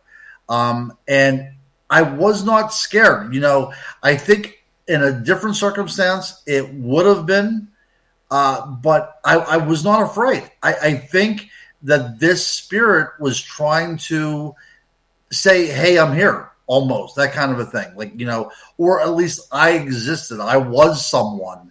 But whenever things break, and I've investigated things of that nature as well too, that is something entirely off-putting. So the movement of a ball across the room was very influential on me because it made it seem as if it was trying to interact to say that it knew that we were there and we knew that it was there. But whenever there's violence, that's something that I can't deal with. Yeah, no kidding. No kidding. You know, we got about 30 seconds left, and when we come back from the break, we'll get into more monster talk, because I know the Guru has a bunch of monster stories that he would love to share with you guys in regards to ghouls, goblins, and Bigfoot, Dogman. We'll find out what's happening in Chestnut Ridge and other places that he loves to investigate. The crypto guru, Ronald Murphy, is here once again. Our pre-Halloween show with the guru. You can follow him on Twitter at Crypto Guru Ron. Find all his books on Amazon by going to Ronald L. Murphy Jr. The stories continue as we keep on rocking Guru time here on Spaced Out Radio. Stay tuned.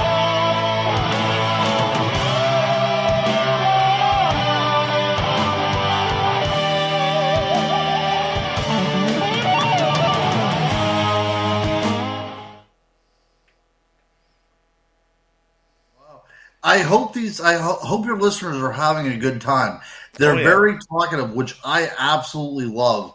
But I hope that they are having a good time because, look, nobody wants to go out there. If we suck, let us know that we suck. But I hope that they're having a good time. I think they are. Quick question for you here from, where is it here? From Sasquatch. What can you tell us about the woman in white? So there's a lot of different women in white. There's, a famous one in Chicago. There's one outside of Bangor, Maine. That's a common, I'm not going to say urban legend, but that's a common trope whenever it comes to hauntings.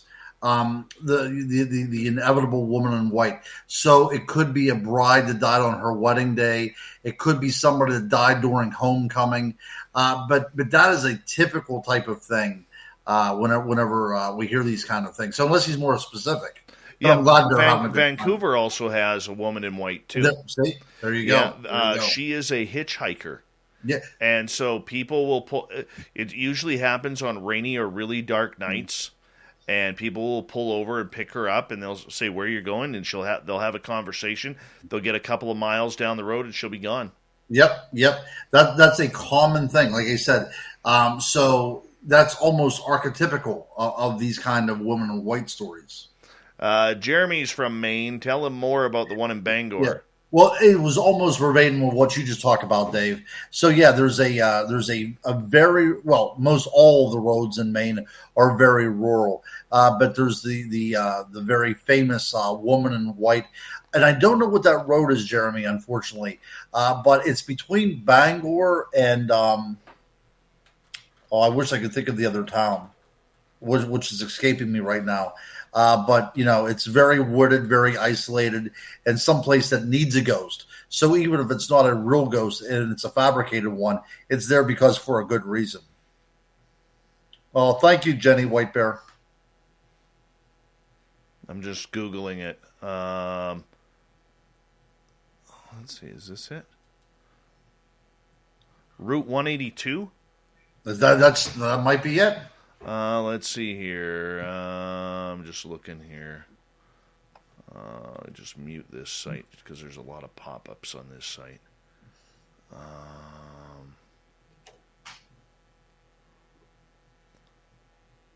We got lots of time. Yeah, I think Route 182. Okay. If that makes any sense.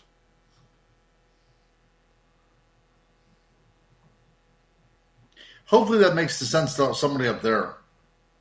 Why don't we hear about men in white or any other colors? Yeah, I don't understand. Well, a lot of times the reason she's in white is because something tragic happened on a very important day, like a wedding day or, she was one of those kind of things. So it's a traumatic experience. Gotcha.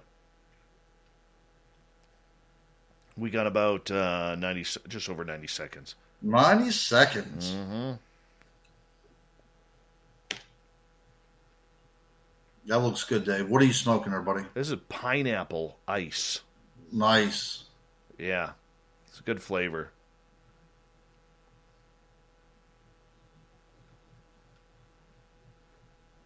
Have there been any recent cryptid creature sightings around Lawrence County, Pennsylvania? Hey, with no, but I'll tell you what. If you are there, I will be up at Hillview Manor in Lawrence County. Not this Friday, coming up at next Friday. on October 22nd. So I hope you come out and see me, because I'm going to be giving a talk on the haunted history of Halloween. Chris Mo from Austria, good to see you, buddy. Whit Helton, nice to have you here. All right. Guru, I want a creepy Dogman or Bigfoot story next. All right, we'll do a Dogman story. All right. Appreciate it. Appreciate it. A big thank you to Mennonite Abe, Spooky, Smithy, Brian, Carla, Reverend Keith, Swampy, and Nicola with the crazy and awesome super chats. Really do appreciate the love and support you guys give. It's a great way to support what we do here on a nightly basis. Big thank you to all the veterans who are tuned on in. And you always have a safe home here with us on Spaced Out Radio in our chat room. Thank you to all the regulars who are here, and to the new people listening in for the first time. Do us a favor, hit that subscribe button, ring that bell. We're here for you 7 days a week, starting at 9 p.m. Pacific, midnight Eastern time. And you can also do a little shopping for some swag on our website, spacedoutradio.com/shop. Here we go.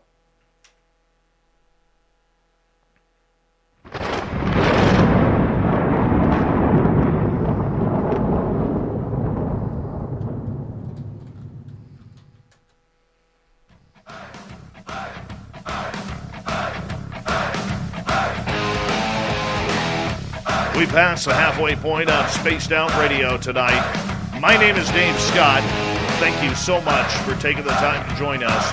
We really do appreciate earning your listening ears. Want to remind you that if you've missed portions of this show or others, check out our free archives by going to youtube.com/Spaced Out Radio. Do me the favor, hit that subscribe button. Our website is spacedoutradio.com. We have a plethora of features for you, including rocking out to Bumblefoot and reading up on Captain Shirk's SOR Newswire. Follow us on Twitter at Spaced Out Radio, and on Instagram, Spaced Out Radio Show. Crypto Guru time continues here in the build-up to Halloween with some spooky tales of ghosts, ghouls, and goblins. Ronald L. Murphy Jr. is who you look up on Amazon for any one of his great books that are out there. And Guru, it is always a pleasure to have you here, my friend. Absolutely. I would rather be no other place. You know what? I would like to be sitting beside you in the studio right now, talking with you person to person. That's what needs to happen one day. You know what? I would love that to happen, because you know what we'll do after the show? What's that? We'll drive out into the forest and listen to see if we can find anything. There you go. That's perfect. We will eat breakfast and then head out into the forest. No, we will not, because it'll be nighttime. What is wrong with you? I'm sorry, I had a moment of... Yeah, I hope not. I really hope not. All right, one of the creatures that scares the living daylights out of a lot of people, man, is the legendary Dogman. This is a creature that relatively was unknown until Linda Godfrey's article of the Beast of Bray Road back in 1989 in Wisconsin.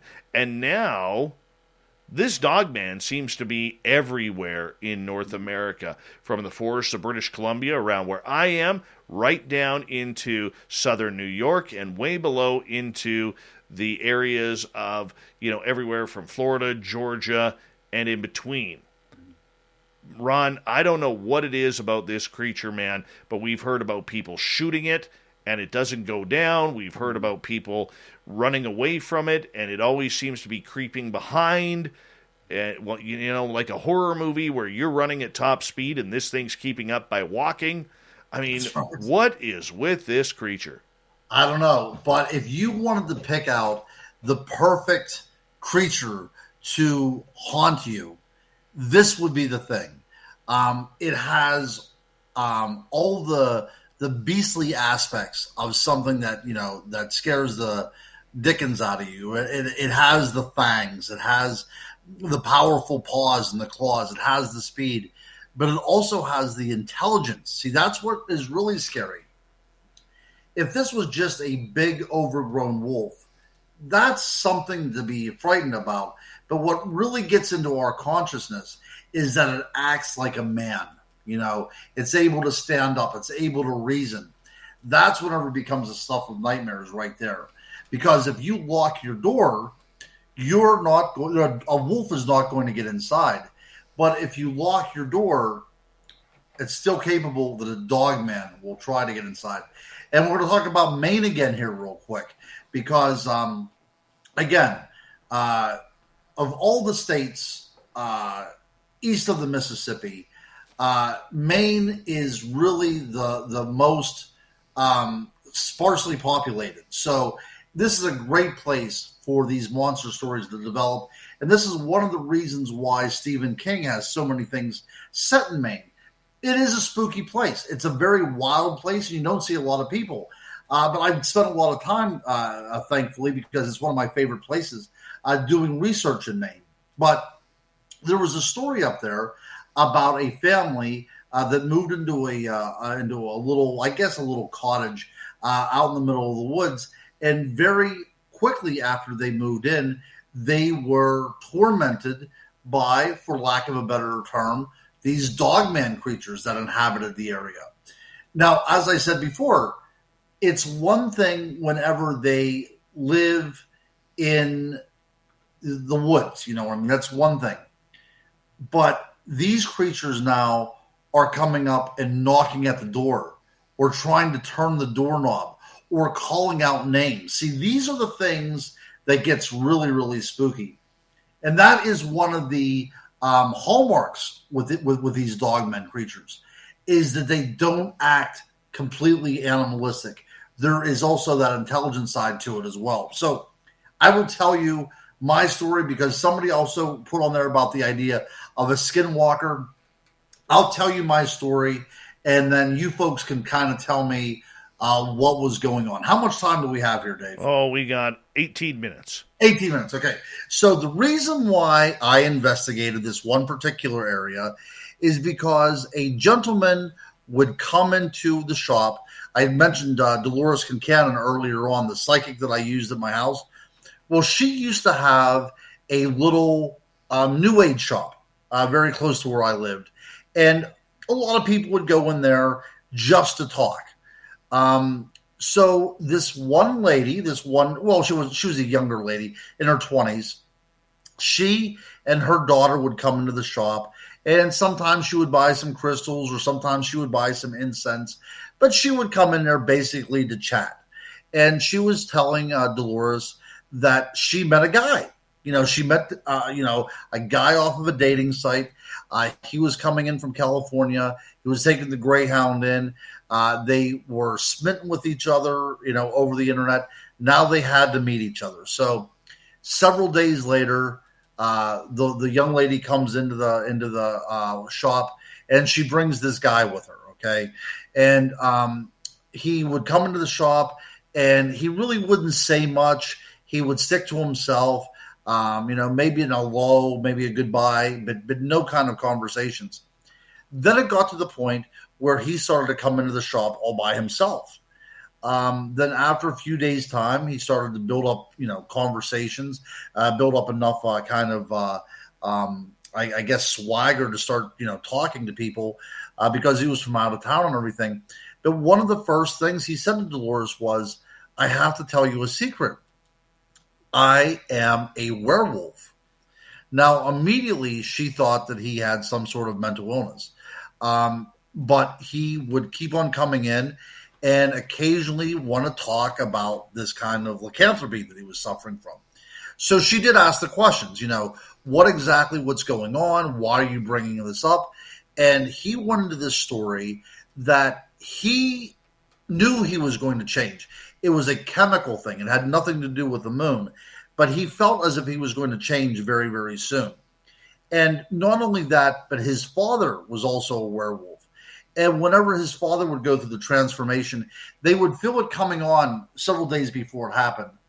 And then his mother would take the father down into the basement, would shackle him up down there, and then they would leave for a day, or for several days.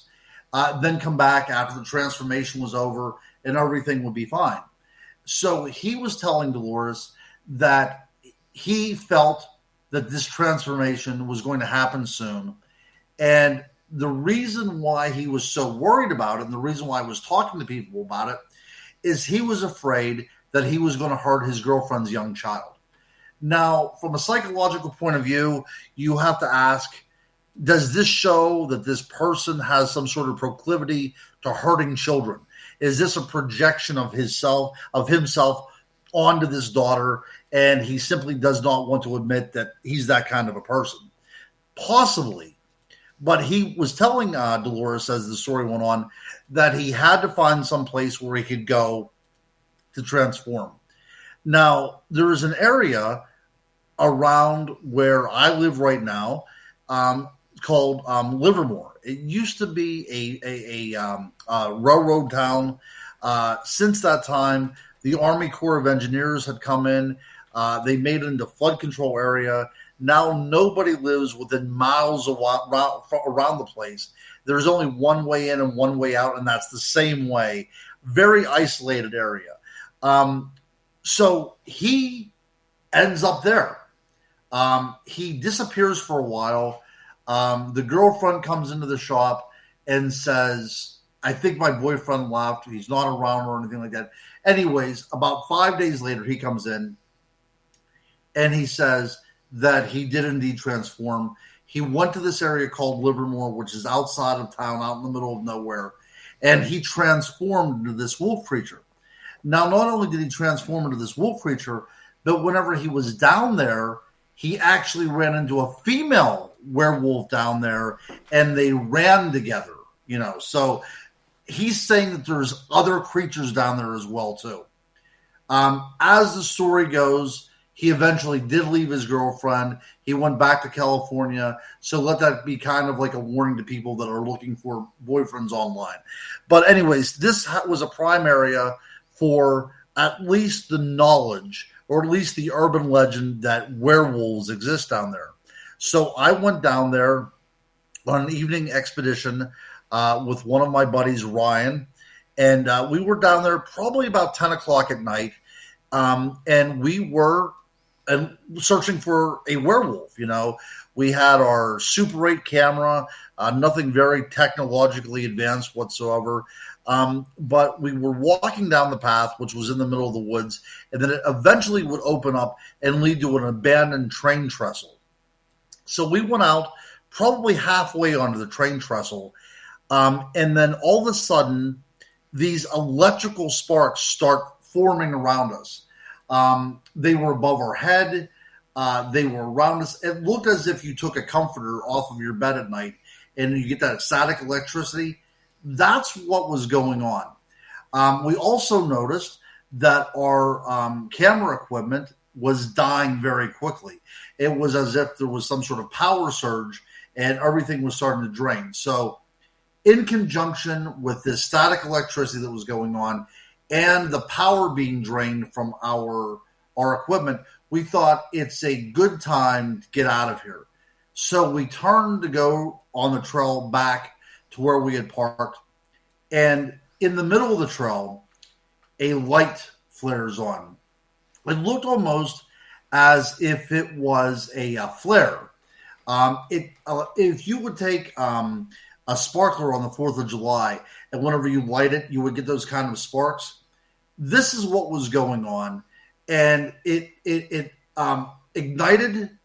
It stayed on for a bit. It flashed on for a bit, and then it faded off. So this entire time may have been 2 to 3 seconds. Very, very limited duration. But Ryan and I, we had no other choice but to go back to where that light came from, because as I said, there's no way in, there's only one way in and one way out. So we start going back. And the point where that light had come on, something now was in the woods beside us off to our right. We could hear it moving. We could hear it following us, keeping pace with us. And every now and then, again, kind of like the story that I told you about the Bigfoot, or whatever the creature was my brother and I had witnessed, you could hear it taking an air. You could hear it was that close to us that we could hear that this was some sort of physical animal. So we start walking, trying to get out of there, and pretty soon we discover that we had left the trail. This sounds like a story from American Werewolf in London. But we were now in the underbrush, and it was imperative that we find the trail because we were in danger of not only getting lost, but getting tripped up. So whenever we came to a stop to try to get our bearings, off to our left, one time, and this is the only time this has ever happened to me on an investigation, something calls out my name. It says Ron. Simple as that. It sounded like a female voice, but just one time. What was interesting about that, however, is the sound where the voice came from was the direction that led us back onto the path that we needed to be on. So we get back onto the path. We hear whatever that creature is off on our right, still following us. And then as we make the turn to go up the hill, it kind of sits back there, I guess, watching us as we leave. But the interesting part about this was if my name wasn't called by that voice, we would have continued straight into its path, into its intersection. So whatever happened, we were able to find the trail and get back home. Now, we had other investigators with us up at the cars. We go back and we go to separate rooms, and we decided that we were going to write our story without telling each other anything that we had heard, anything that we had witnessed or whatever. And our stories were remarkably alike. Now, we did not see this creature, but we both described it the way we saw it within our mind. Whether this was a projection, whether this was a self-fulfilling prophecy or a fantasy, but whatever the case was, we saw it the same way. We knew that it had a snout. We could see the teeth. We could see these kind of yellow, orangish eyes. And we also knew that it was on 4 legs, but it was capable of going on 2 legs. So we both had these kind of things in our minds. Now, I will tell you, it is possible that we were looking for werewolves. So, of course, that image was already planted in there. Absolutely, that's possible. But, again, whatever it was, there was something physical following us, and something did call out my name. Now, this is the thing that I wanted to ask you, and I wanted to ask the listeners as well, too. That probably happened, I would say, about, maybe 6 years ago, 5-6 years ago, something like that. All of this time, I assumed that whatever had called my name was leading me to the path out of there. I assumed that it was some sort of protective spirit, some sort of guardian angel. But the more that I get into this kind of stuff, I'm finding out that especially in the plains areas, the Pacific Northwest, there's these creatures called the skinwalker that will actually call your name. So I don't know what happened. The cool thing about this is we did capture this on video. So we do have proof of this. We have proof of the light. We have the sound of the thing following us. Oddly, though, the voice did not appear on the tape. And because this was nighttime, you just see 2 grown men kind of like shaking, saying expletives, and you could hear some crashing in the woods every now and then. But you could see the light that emanated. We did capture that kind of sparking on that I had talked about. So what I'm trying to figure out, was that light that we saw evidence of what people call portals? Was that something that was allowing something to creep into our area? I have no idea. But all I know is after the strange light anomaly happened, something then began to follow us in the woods. Wow. And after it followed us in the woods, we heard my name being called by a voice that sounded like a female voice. See, and yet my buddy Mike was out hunting. Mm-hmm. And this is going back to late 2018 in hunting season. He was hunting for grouse and rabbits, and he went into this gravel pit, and he actually heard my voice calling for him, help me, Mike, I'm over here. But he said the voice wasn't coming from one direction. It was unidirectional, coming from all around him, like it was emanating all around him. And he got scared. And this is a guy who rarely gets scared of anything. And it bothered him. It bothered him for quite a while. And you know, I've also heard too, because I went and asked a lot of our First Nations people around here about if we have skinwalkers or wendigos around here, and they said no, they'd never seen them. But the little people that are so much part of the First Nation lore are the ones who will actually do that. Or the fairy folk in the forest who take care of the forest. So that's where it got a little haywire. But I've been in that area numerous times. I've never heard anything, never felt anything or experienced anything at that spot. But it's weird. I mean, hearing your name from a non-entity. Right. You know, I mean, that's creepy, man. Right. That shows there's some sort of pre-knowledge of who you are. You know, somehow it's able to know that what your name is and what is going to get you to kind of pay attention. You know what I mean?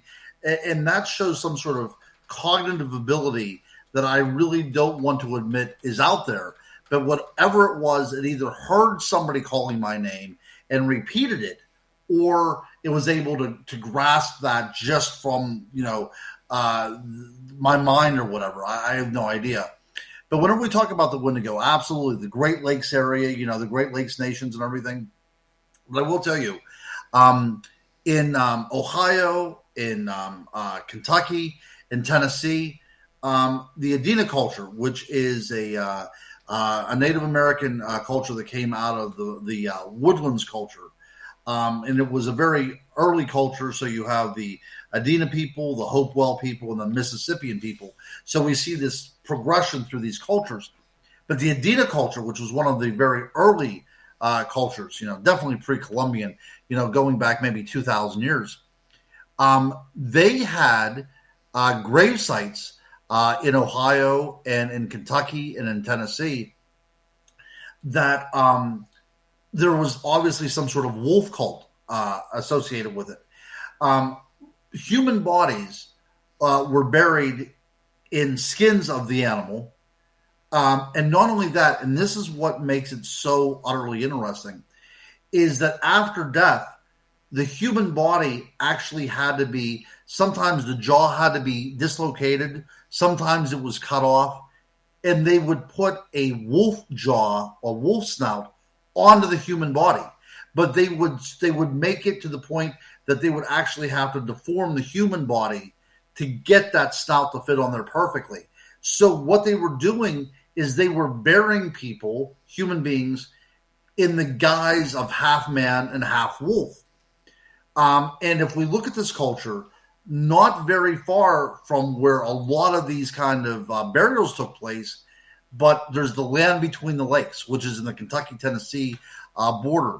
And in that area is a long tradition of dogman stories. So whatever has been going on there has been going on there for at least a couple of thousand years.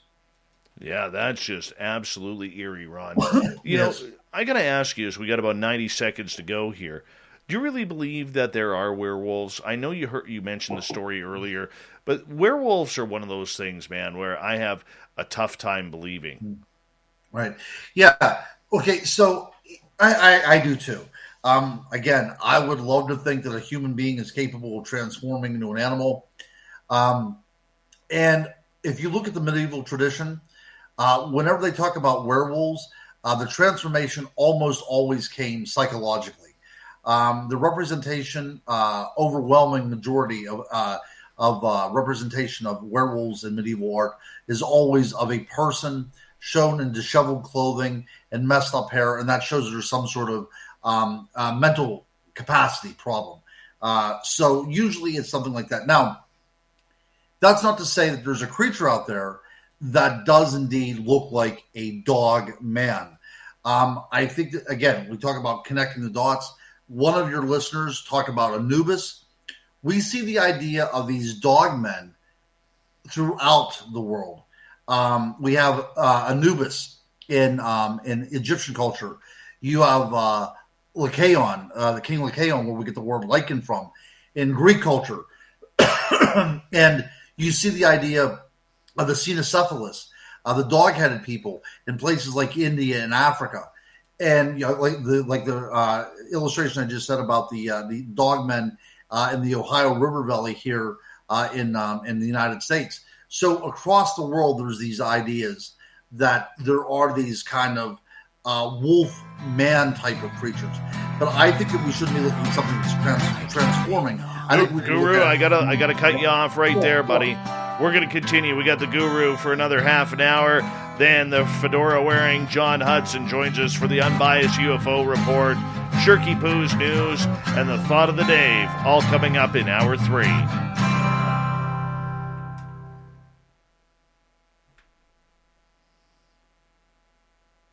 All right, buddy, we're clear. All right. Fun stuff, Dave. Fun stuff. This is good times. Very good times, Guru. That's right. Jenny Metz has got to call it a night. She can't put another 29 minutes and 30 seconds in with us. Well, it's gorgeous Jenny Metz, man. You never know what's happening. You never know. The stunning L. Pepper has arrived.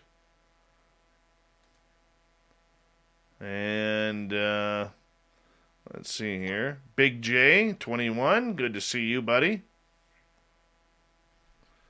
We're doing good tonight. 184 on YouTube, man. Doing good. Wow, that's pretty good. Yeah.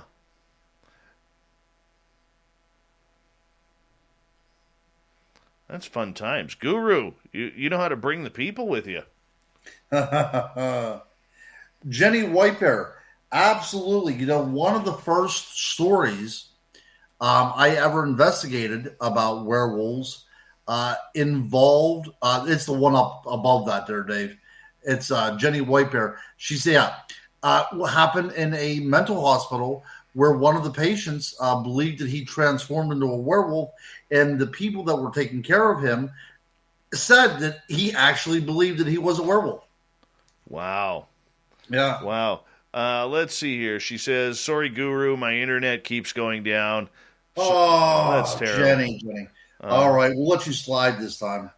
Sweetly Morbid Bear wants to know how you got the nickname the Guru. Mr. Dave Scott gave it to me. Yes, I did. Yeah, right. I think it was about immediately when Ron and I hooked up for our first show, we became Insta friends. That's right. And I almost immediately brought you on as a regular. It was. And I had one book out, Dave. I had one book out, yeah. Yeah, and so the popularity of Ron really took off with our listeners, and I just made a comment that he's like a guru, just the way he speaks and the eloquency and everything like that, and it was cool, and so by the end of the show, I was calling him the Crypto Guru. We kind of laughed about it on the air, and I said, "That's it. That's what I'm calling you." Yeah, I love it. And this is a true story. Whenever I did the Travel Channel show, True Terror, they wanted to put under my name, Crypto Guru, but the Travel Channel wouldn't allow them to do it. Yeah, that would have been awesome. Overbuilt has a question. If lost in a winter storm in the woods and a nice Sasquatch girl saved your life, Guru, she then took you to her cave and needed sweet Sasquatch cuddle loving, would you submit to her feminine wilds? You know what? How cold is it out? If it's cold out, I'm going to say, yeah. I'll tell you what, Dave. We only live once. We might as well live, gas, no brakes. You know what I'm talking about? You go. Yeah. If it comes to it, it comes to it. I'm man enough to man up.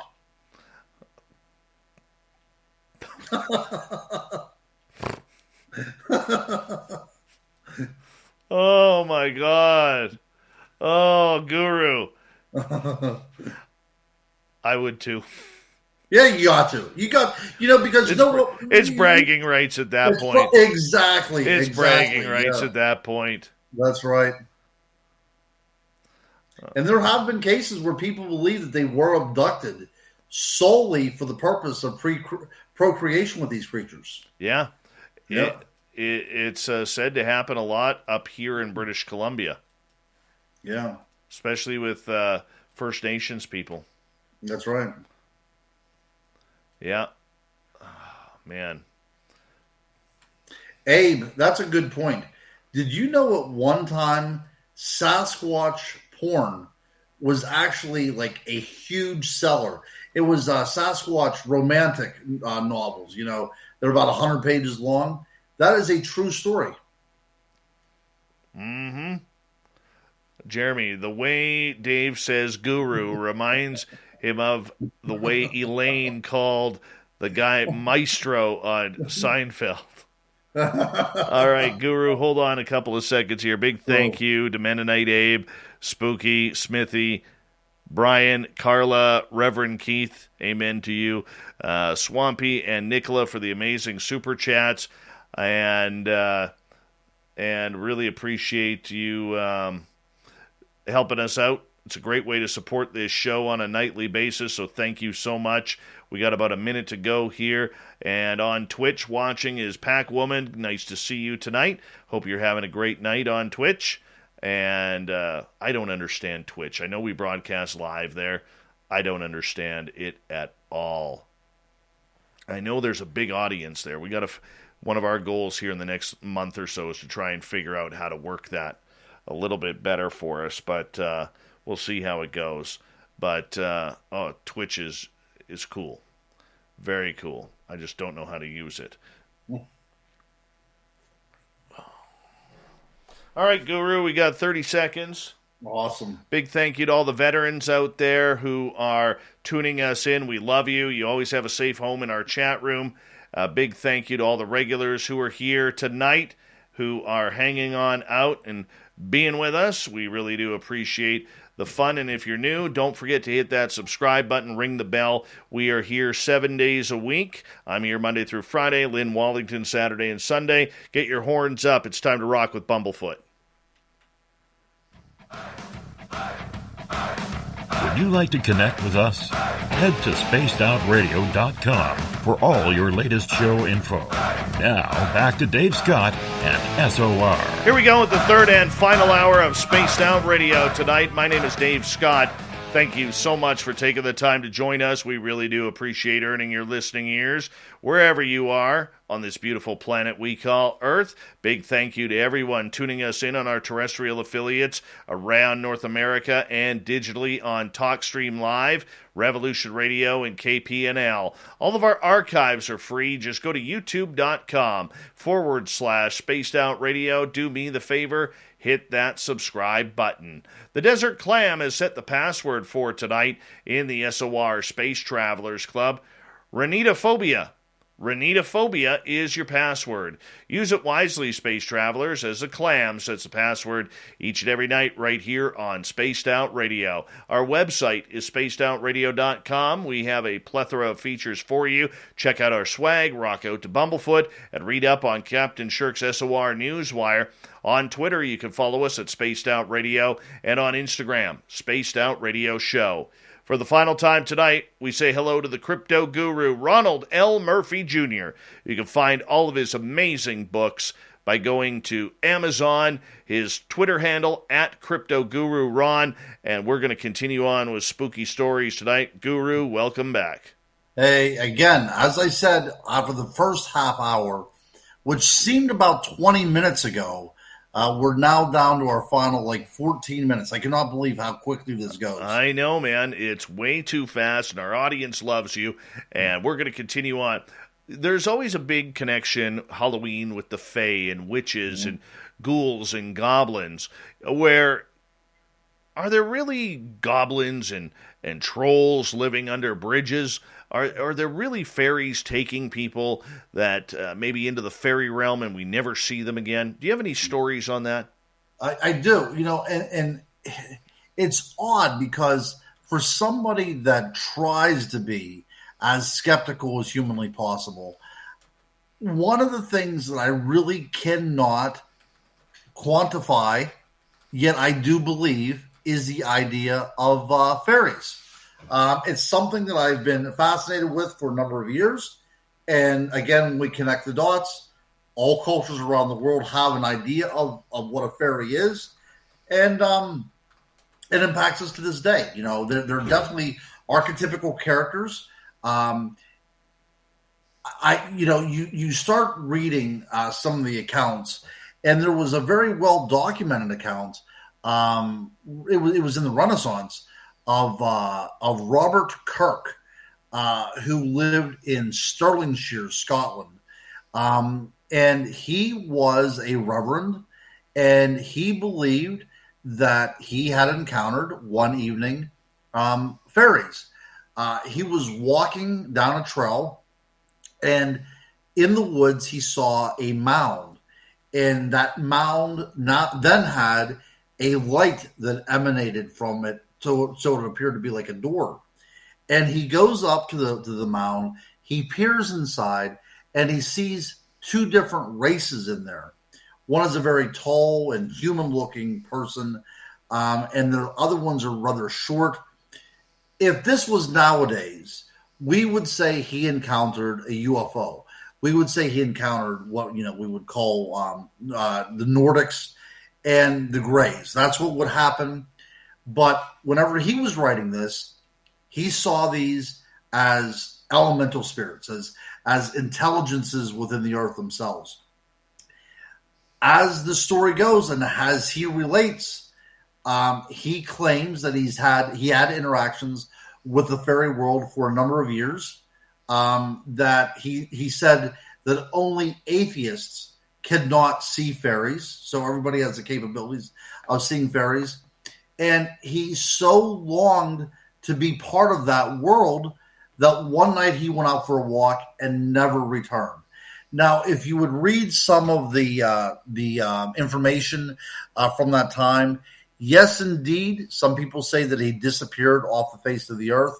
There was some reports that they found him dead the next morning, laying on top of the fairy mound as if he had a heart attack or something. But whatever the case may be, he's so associated with this fairy mound that people believe that he was taken to the other realm. That is really one of the earliest documented cases by somebody that was writing an autobiography about their dealings with the fairy world. We can go back even further to the, I don't even know what year it was, but hold on one second, because this story does have something good. I hate to have to ever Google anything here, but let's see here. Give me 1 second, children. It's the children of Woolpit, the green children of Woolpit. I just got to get a date on this for you. It was in the 12th century, so I'm glad I got a date for you because that's going pretty far back. So the green children of Woolpit, at the edge of the village, out of the woods comes two children who are green, and they cannot speak the language. They speak some other dialect they don't understand. They were taken in for over a period of time. They would eat only green vegetables, like beans and things like that. The two children, one was a boy, one was a girl. They both grew up. They started to learn some English words.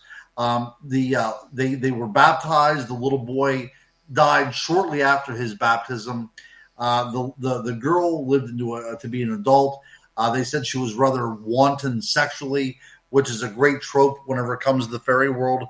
But whenever she got old enough to talk about her story, she said that they came up from a place called St. Martin's Land, which was under the earth. And the sun never shone there, although there was some sort of light there, but she wasn't quite clear about that what it was. And her brother were simply walking around in that place, and she heard the bells of the church ringing, and they decided that they would go investigate it. I think that's a great story.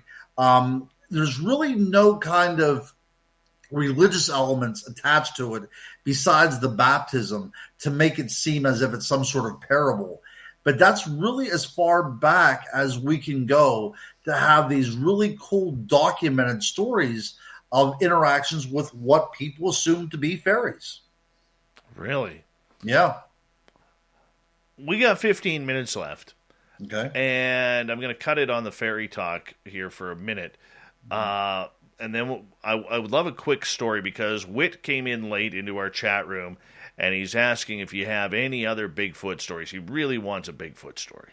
Another Bigfoot story. Okay, let me think if I can get not quite as scary. This happened to me. This was whenever I was taking my children for a walk up on the Chestnut Ridge. So my daughter, who is 15 now, was in a stroller. So we're probably going back about, 14 years probably. And we were going to go for an afternoon walk. And as we were driving up into the hills, we got one of those afternoon thunderstorms. So when we got out of the car, remember this is probably in July, we got out of the car, there was so much humidity built up that it was foggy. So we still decided to take a walk. The weather had broken, the sun was out, and we were walking we were pushing the stroller down the trail, and there was fog all around us, so you could barely even see the trees. But something told me to get out. Now, something instinctually, I should say. I said to my wife at the time, I said, I don't think that we should be here. And she said, I got the same feeling. Now, this is an area that we always go to. I mean, this is a familiar area to us. So we decided that we were going to turn around. And this is about a mile. We probably already went about a mile by this time. So we decided that we were going to turn around. My oldest son, Donovan, who's now 20, he was picking up rocks and just absentmindedly throwing them into the woods. He expected to go on a hike. He was now bored because we had to go back home. So he was just throwing rocks, making noise. Both my wife and I were whispering to each other that we felt as if something was following us, something didn't want us there. And I think it's only an emotion or only a feeling that you can get as if you were a parent. It was that kind of protective mode that you would go into. So as we were going, my son kept on throwing the rocks, and I just turned to him and I said, look, Don, it's like this. No more rocks being thrown, buddy. And if you throw any more rocks, you're not going to get to watch any TV tomorrow. So we keep on going, and gosh darn it, another rock. And I turned around and I said, Donovan, I told you to stop throwing rocks. And he bent down and picked up a rock, and he said, something threw this at me. Oh, wow. See, so these are some strange stories. Again, I didn't see anything, but now I did investigate another case about a gentleman that had a heart condition. He lived in a trailer in the woods that was very close to the Chestnut Ridge. And one evening he had to get up and go to the bathroom. So he went into the bathroom, and he didn't turn on the light or anything like that. Apparently he had good aim. Some people don't, by the way, turn on the light whenever they go to the bathroom.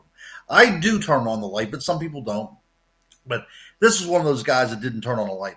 So as he was as he was urinating, he looked out the window above the toilet, and there was a face looking in at him. He described the red glowing eyes. It had like fangs that protruded below the lower lip. And he promptly had a heart attack. And that was one of the only cases that I ever investigated with a person that ended up in the hospital over an encounter with Bigfoot. Could you imagine what that would be like? I couldn't. You have to understand, too, whenever I thought about this story many times, he's already groggy. You know what I mean? Like, you are very susceptible whenever you climb out of bed. And you're even more susceptible whenever you're going to the bathroom. So he's just sitting there doing his own business, and he looks out the window, and something is watching him. Oh, are you there? I am, Guru. We still got you. We lost. Yeah, what happened there a second? Let me see here. We lost your camera, but that's okay. There we go. There you are. All right. And, let's get to some audience questions here, because I don't even want to go to bed thinking about Bigfoot staring in my bathroom window while I'm trying Absolutely to not. have Nobody wants to think about that. Exactly. Mr. Lurks-a-Lot is asking, has the Guru heard of the Blue Children of Kentucky? Great show as usual, Guru. I have not. I need to be filled in on this. What is the Blue Children of Kentucky all about? I don't know. I don't know either. I want to Google this. Blue Children. Oh, you know what? No. I think you can keep on Googling this. If I'm not mistaken, I do think that there is not a legend, but there are people down in certain parts of Appalachia that have this blue tint to them. And I think it's something genetic. I do know that for a fact. Methemoglobinemia. There you go. Yes. Now that you had brought up about that, yes, I have heard about that. And it is something that has to do with, like you said, genetics. Possible. So that's a good thing whenever we talk about the green children of Woolpit. But the curious thing about that is those children spoke another language. That's the strange part about that. So these children, for whatever they were so isolated that they did not speak the king's English, as it were. Yes, I can see that. That's just, wow. And if you go to Woolpit to this very day, on their street sign is the two green children. No kidding. Yep. No kidding. One of the comments in the chat room is about the gnome that I have right behind me in the video. You got any gnome stories? I wish that I did. I do not have any gnome stories. Here in Western Pennsylvania, we do. It's pretty big. It used to be a huge mining area. So we do have the idea of the things called the knockers or the Tommy knockers. And these are supposedly gnomes that would work, beside miners. And sometimes they would knock and they would let the miners know that there was a cave-in that was imminent. So they usually worked, as beneficial figures to the miners. Really? Yeah. Very interesting. Very interesting. How many of these creatures actually look out for people? Okay. So I would say it was probably about 15 years ago in outside of Pittsburgh. This little child went missing. And he had Down syndrome. And he was gone for several days. He was finally found, and he told the rescuers that the red man took care of him. So, whether that's the color of the skin or the color of the fur, what have you. Now, there was also the tale about 3 or 4 years ago about the little girl that went missing, and I forget what state it was in. But she was gone for several days, and she said that a bear took care of her. That was a little boy in North Carolina. It was a little boy in North Carolina. Yeah, so you do hear these stories of miracles happening, and I do believe in miracles. It is very possible that an animal can come and be somebody's angel, absolutely. But from a child's point of view, are they calling, a Bigfoot a bear because it looks similar? They might not have that as part of their vernacular in order to call it what they see it as. But I think that there's a lot of hints out there that these creatures or something is looking out after people whenever they're in the woods. However, on the flip side of that, there's also a lot of evidence that there's something preying upon people that get lost in the woods as well. I just cannot imagine that. Cannot imagine what that would be like to become Bigfoot food or something along those lines. That's just eerie at times to even think of, and you think of all these missing people that have gone and just vanished. I mean, we were talking about it with Steve Stockton the other night, where we were talking about whether or not it is these creatures taking people or people walking through portals and ending up in different areas. So have you ever had Pilates on your show? Long time ago. Yeah, I've only worked with him at a conference, I think one time as well, too. So I don't really, know him very well. But he does raise a few interesting things. A lot of the reports are that, like a person went missing in one area, and then their belongings was found like 50 to 100 miles away, as if there was some sort of wormhole or something, that they were able to go over vast different distances in a very short period of time. Or they would find somebody's coffee that was still hot, and the person was been missing for a week, that kind of stuff, as if the time frame was not fitting up, as if it did not match what was going on in our world. And I like the idea of people stepping into another realm, if you would. So the ideas of portals or whatever opening up and taking people away. Actually, I hope that's what's happening, rather than they're being feasted upon by wild animals or some sort of creature.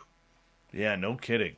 No kidding. The interesting part about the whole portal theory, to me, is where do they go? I often wonder. If these people who maybe do enter portals even know if they are gone.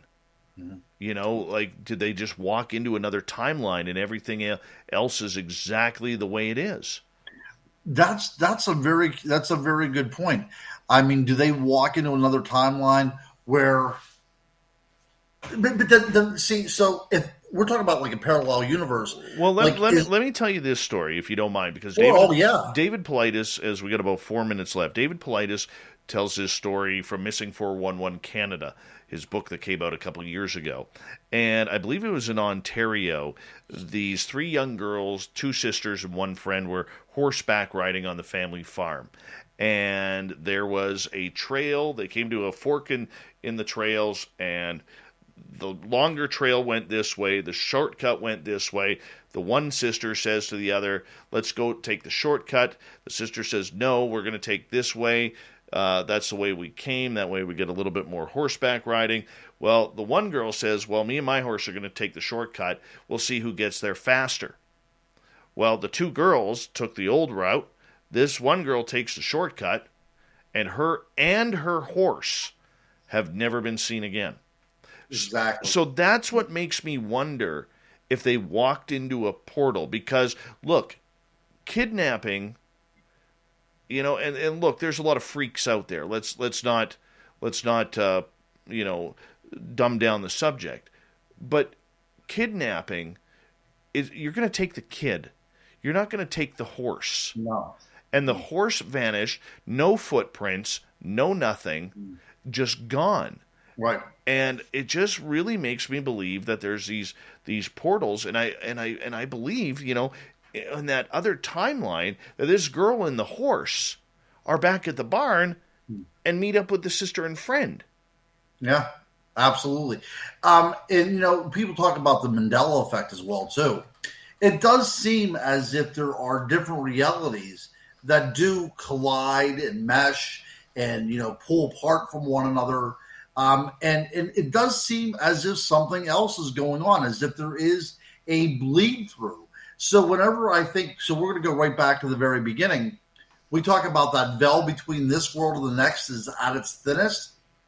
For lack of better terminology, in the ancient world, that may describe what you and I have just been talking about. Whenever the veil between 2 worlds is at the thinnest, when things can cross between each ones. And maybe that does happen certain times of the year. And maybe Halloween is one of those times whenever it happens the most predominantly. Never know. Guru, we got 90 seconds left, my friend. Yes. A show that is flown on by, as they always do. Your next date will be in December. Yes. With us. And I believe that's the 10th. And we'll be talking about the ghost traditions of Halloween. How does that sound? Or of Christmas. Ghost traditions of Christmas.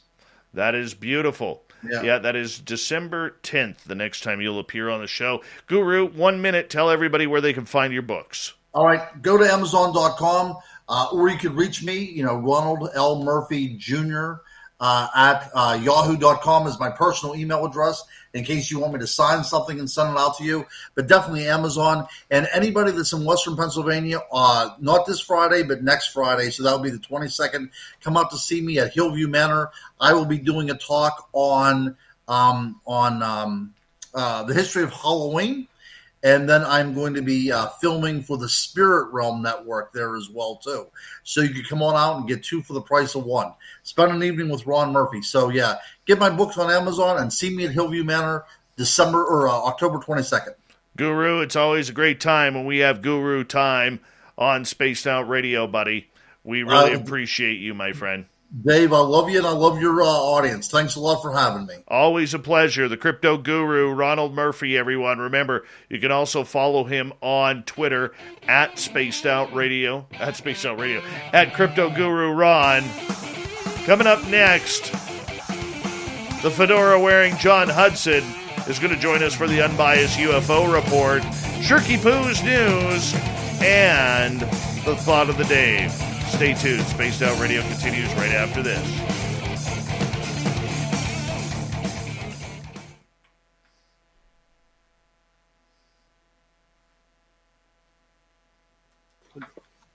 Oh, look at that puppy. Oh, say hi, puppy. Say hi, Maui. Say hi, Maui. Say Maui. hi, buddy. Maui. You good boy. Okay, you can go back inside now. You can hang out? What are you going to do? You got to make a choice. Make a decision. All right, there you go. How you doing, buddy? Good. How you doing? Oh, doing great. Hey, Obi Flett, thank you. First time live for me. I meandered over from Spotify. Obi, thank you so much, man. Really appreciate that. Welcome to the chat room. Glad you're here. How's your mic, John? Oh, good. Just making sure it doesn't fall over on me. That's all. Yeah, no kidding. But you know, it's actually run up by GoPro clips. Really? Basically, a whole string of those adjustable things you use for adjusting a GoPro. That's how my camera's connected. I mean, my mic's actually standing up. Very cool. Very cool. Oh, bugger. What are we on here? Hold on. I'll be right back. Yeah, we got time, buddy. Okay.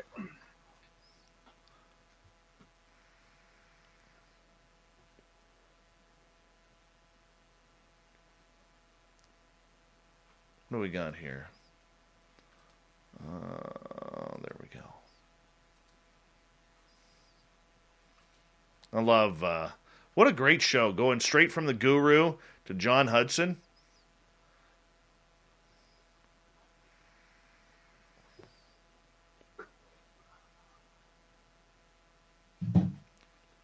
That's a great transition.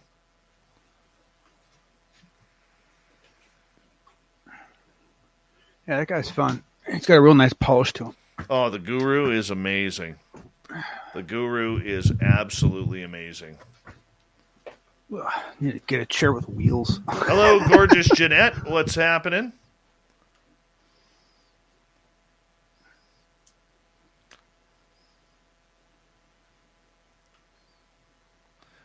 Is that where Chad Smith has disappeared to? Because he hasn't been here for a few days. Good for him. Yeah, camping's fun if you have a trailer.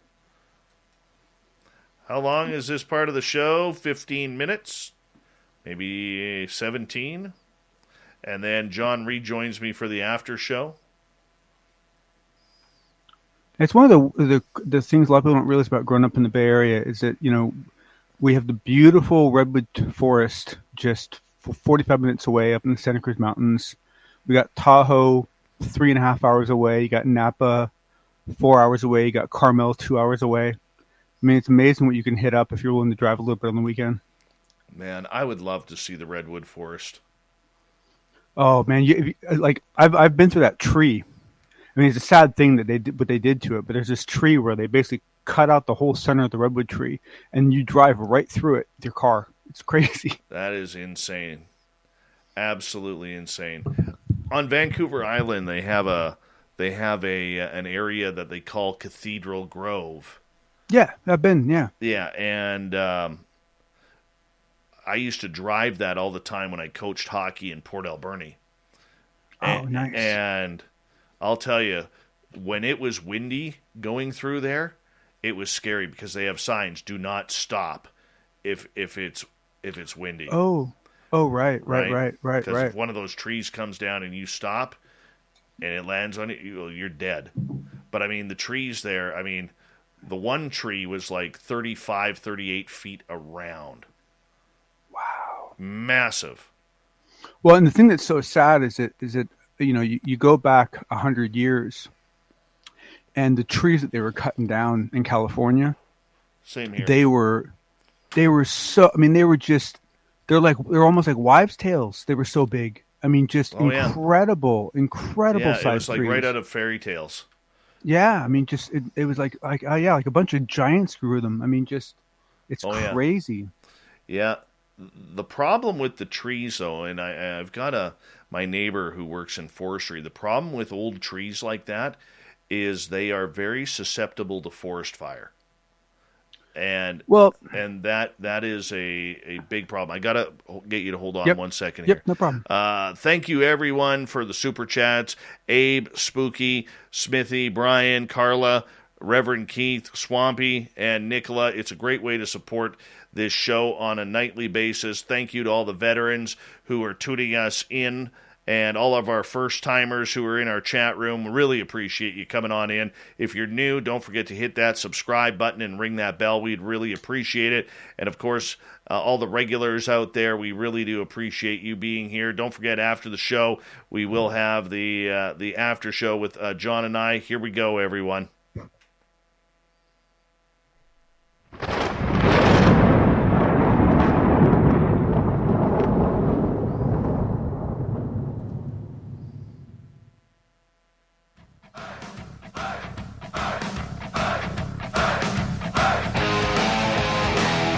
We rounded third.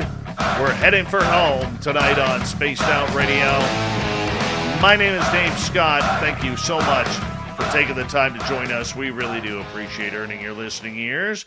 Want to remind you that if you missed most of this show or others, check out our free archives by going to youtube.com/Spaced Out Radio. Do me the favor, hit that subscribe button. Our website is spacedoutradio.com. We have a plethora of features for you, including rocking out to Bumblefoot and reading up on Captain Shirk's SOR Newswire.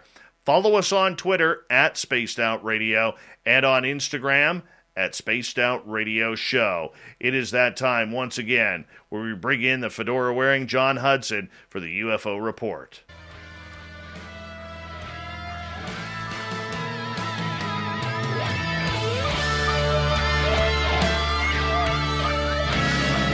Yes, John has all the latest news on everything that is happening in the literal wild, wild west of the UFO world. And John, we really do appreciate you coming back in. Thank you, buddy. Yeah, thank you everyone for sticking around. We do appreciate it. Absolutely. Your fedora is looking fantastic as per usual. Thank you, sir. All right, we're going to kick things off. Robert Salas apparently got some money. Tell us who Robert Salas is. Yeah, so Robert Salas is a retired retired Air Force, and he's the person who was I don't remember exactly if he should be credited as the key person that was involved or if one of the key people, but he's very much responsible for bringing all of us all these wonderful stories, or scary stories depending on how you look at it, of nuclear operators being in silos that were shut down throughout the last 10, 20, 30, 40 years in the U.S. military. So he's basically kind of a Pied Piper to the whistleblowers in a way. Yeah, and didn't he work on one of those missile silos in North Dakota when this happened? And absolutely. I believe it happened right around the same time when Grant Cameron had his Charlie Red Star sighting. Because that was close to the North Dakota border in Manitoba. Could be. I thought Robert Salas's experience was in '67. I didn't think Grant's was that early, but no, Grant's was in the '70s. Yeah, okay, but it's definitely around the same time frame. And the thing is that, to be honest with you, I haven't studied this topic enough. This is another one of those rabbit holes that you eventually have to jump into that is a pretty deep dive, and so I don't know. My assumption has always been that there are pockets of activity that have happened over time, that it hasn't been this consistent thing the whole time. But to be honest with you, I don't know. I just know that to me, this is one of the most baffling aspects of this entire phenomenon, because, everything else you can argue about it. This is a national security issue, right? Of all things, this is something that people actually justifiably should be just a wee bit concerned about. And everyone's like, it's crazy. I don't get it. I agree. So what's he got some cash for? So basically, as we talked about a couple weeks ago, he was crowdfunding for another press event, like the one that was done a while ago, where he basically brings in, he invites as many former and sitting congressmen, congresspeople, and senators as he can, and he gets as many very honorable service people as he can. Usually retired, but occasionally not, to come in and tell their stories.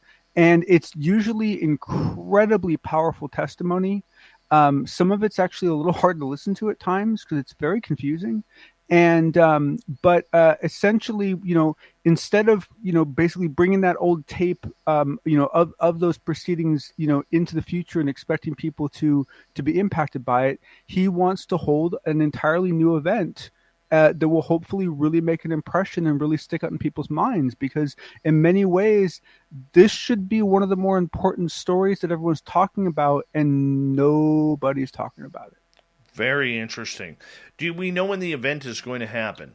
It'll be October 19th. So that quick? Yeah, it'll be October 19th. It's only in 4 days, so it's very shortly.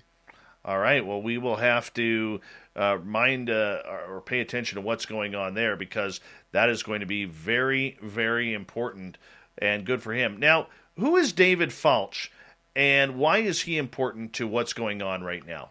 Okay, so this is a really important.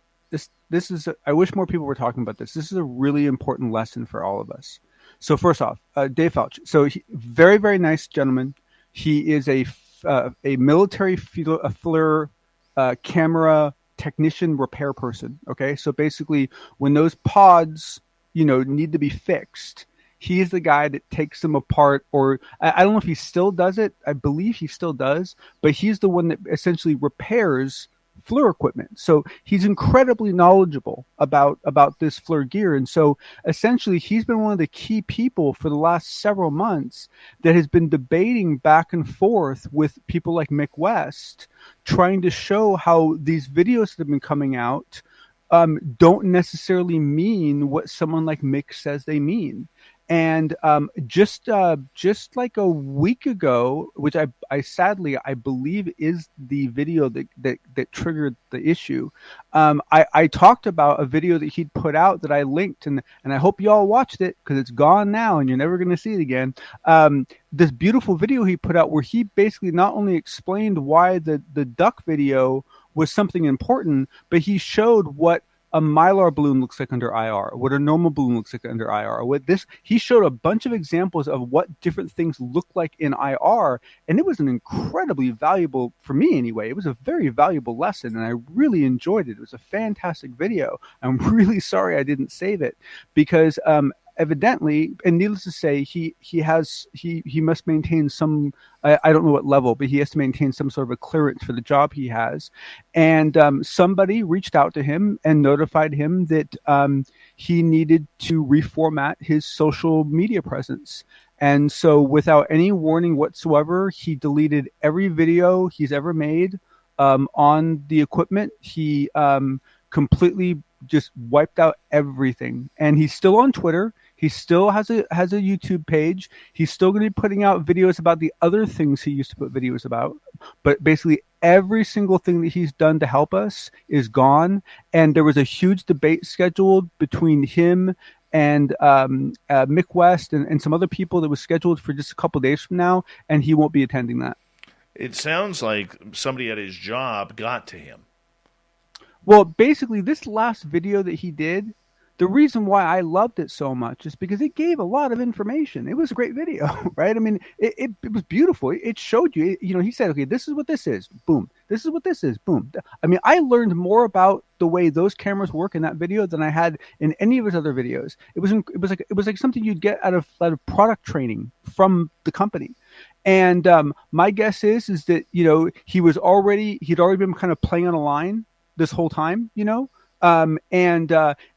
my guess, and I this is just my guess, is that this last video, even though it was very tame, it was very polite, and it was very mellow, and it wasn't about weapons. I think it was just so informative that he was basically told, okay, now you've gotten to a point where foreign powers can be using this to defeat our technology, and so and in some cases, what happens is they get evidence that someone is actually slurping down that information. That happened to another person in the community that I won't name, is that they found out that people were actually watching his content for the purpose of intelligence gathering. And so the instant they find out that's going on, they're gonna tap you on the shoulder and say, okay, it's time to step back a bit. But the reason that's important is because it means that, there's a lot of people in this community that currently have jobs that require some level of clearance, and they're always walking a line to help us out, and we must appreciate them. And if you like their content, save a local copy. Yeah, no kidding. Never know when they might disappear. A lot of these people are here for a good time, not a long time. But, that's not the first time I have heard of something like this happening on both fronts. Number one, I was told by somebody very high up and close to Luis Elizondo, who stated that UFO Twitter, literally everybody in the UFO game in Washington, D.C., and all the alphabet agencies have Twitter accounts just so they can follow UFO Twitter to see what everybody is talking about. I mean, it is filled with spooks now. And the thing is that a lot of those people, it isn't for nefarious reasons in all cases. It's if they're actually working on this topic, it's a good place to gather information that they're going to learn from. But at the same time, if they see someone they know has a clearance talk about something they shouldn't, they're going to flag it. Absolutely. Michael Schratt, the aviation historian, who's a good friend of this show, great guy, probably the best aviation researcher in North America, or at least one of the best. He was actually shut down for a while from doing interviews by his company as well, because he works for an aviation company, and they felt he was they didn't want one of their employees being popular for being in this UFO subject, and he had to pull the plug for a while. And, it's tough. It's hard, but when you work for a company whose main client is the United States military, they pay attention. They really do. Oh, yes. All right. Yes, they do. Let's move on to... and so thank you, Dave Felch, for all you did. We appreciate it. We understand what you did. It's all good. You're still welcome in this community. We appreciate what you did. No harm, no foul. All right. First we had Tom DeLonge. Then we had Robbie Williams, but he didn't really make a UFO sting. Now we have Demi Lovato. But guess what, people? There's another pop star coming to the UFO world in 2022 on Discovery Plus. So if you're a fan of Kesha, she is someone who is going to be having a brand new UFO show on television on Discovery Plus. John, I mean, this just came down yesterday. I saw the post today. I guess here we go with the celebrities getting into the UFO game. Yes, but this one has a small possibility of being a little bit different, because see, a lot of you might know Steve Greenstreet or Stephen Greenstreet, and the guy who does the Basement Office and so forth, and he's a good member of the community. Well, it turns out that he was on a show with UFO Jane the other day, who you've had on your show, Dave. And it turns out that they started talking about Keisha, and it turns out that Stephen's very good friends with her brother, and when she first started getting popular, they decided they were going to document her rise to power, her rise to fame. And so for 2 years, Stephen Greenstreet and his buddy followed her around the world with a camera crew and documented her. And so Stephen Greenstreet was like the cinematography guy, right? Well, they were traveling through Ohio and they got to talking about UFOs. And it turns out that Keisha was a big UFO fan. And it dawned on her that they were right by Wright-Patterson. So she stops the bus and says, I don't care if we're going to be late. We're going. So they immediately call up a local MUFON rep to get him to meet him out there. They called the rep for the Air Force to arrange a tour. So the whole tour bus gets there. They all get out. Stephen Greenstreet's following, and he told this whole story on UFO Jane's channel. And he's following around the camera. And finally, at some point during the day, she got frustrated. And she's like, you guys aren't showing me anything. I want to, where are the aliens? I want to see the bodies, right? And there was these hangars over to the right that were in restricted area. She took off running. She just exit stage right and started booking it toward, took off away from everyone. Runs across into this restricted area, right? Runs up to the hangar doors of this air and starts banging on the doors. Show me those aliens. I know you have those aliens, right?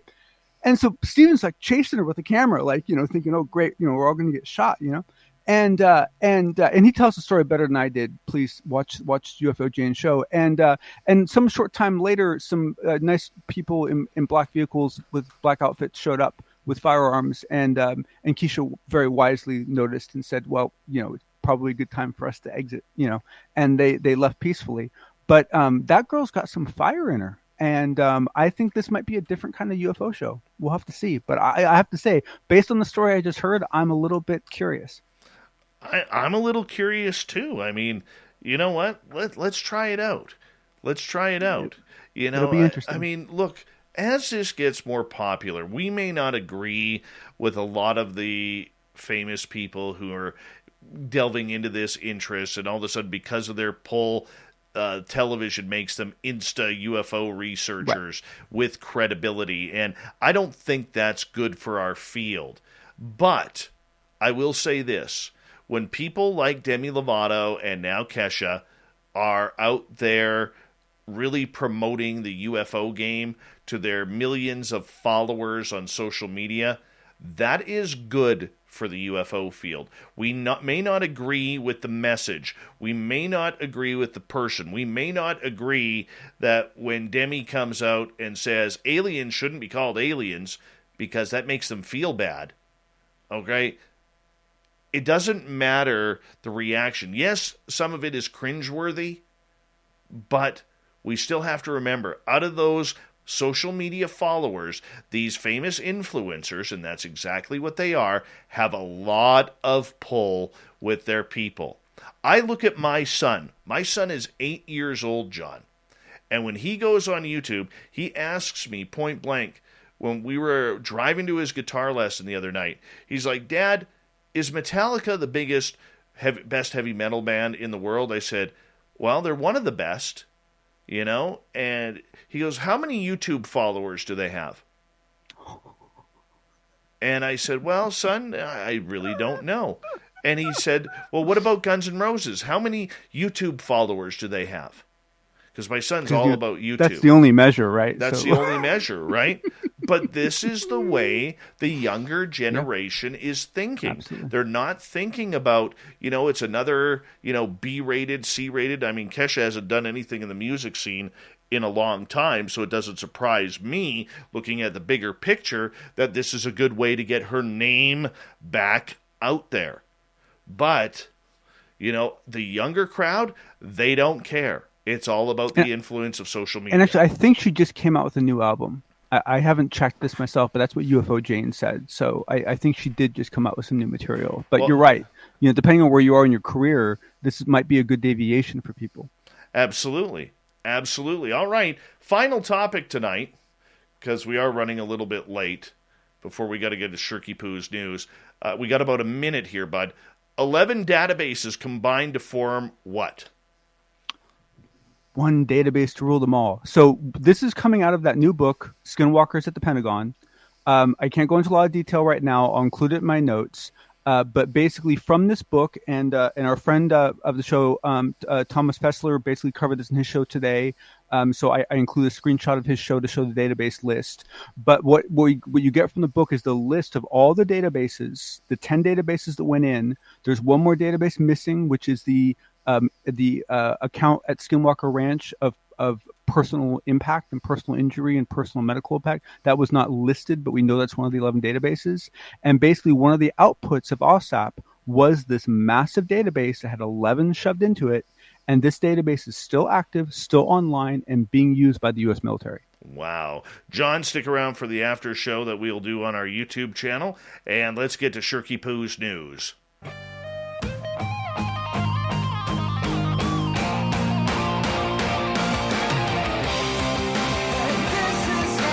Yeah, Shirky Poo has us all lined up tonight. We're going to start in the eastern part of Canada and Newfoundland, where a couple faced with the problem of moving their dream home from its former location to their property ended up taking the direct route through more than half a mile of water. Danielle Penny said she and her boyfriend Kirk discovered the house that Penny had long admired on the shore of the Bay of Islands Inlet was going to be torn down, so they received permission from the property owners to move the structure to their own coastal property in McIvers. The couple determined moving the house by land would be too difficult as there's way too many obstacles in the way, so they hatched a plan to float the house down the ocean through the Bay of Islands to its new location. How cool is that? All right, I don't know where Shirky Poo finds these. A German inventor's unique ultrasound testicle bath birth control device for men took the top prize at the country's James Dyson Awards. Rebecca Weiss, an industrial design graduate from the University of Munich and inventor of the COSO male birth control device, was named Germany's winner of the James Dyson Award, which celebrates, encourages, and inspires the designers of new problem-solving ideas. The COSO uses an ultrasound testicle bath to temporarily stop sperm mobility. The device only needs to be used every few months to keep sperm inert and prevent eggs from being fertilized during sex. Isn't that nice? Thank you, Shirky Poo. Actually, it's about time that happened, because it just is.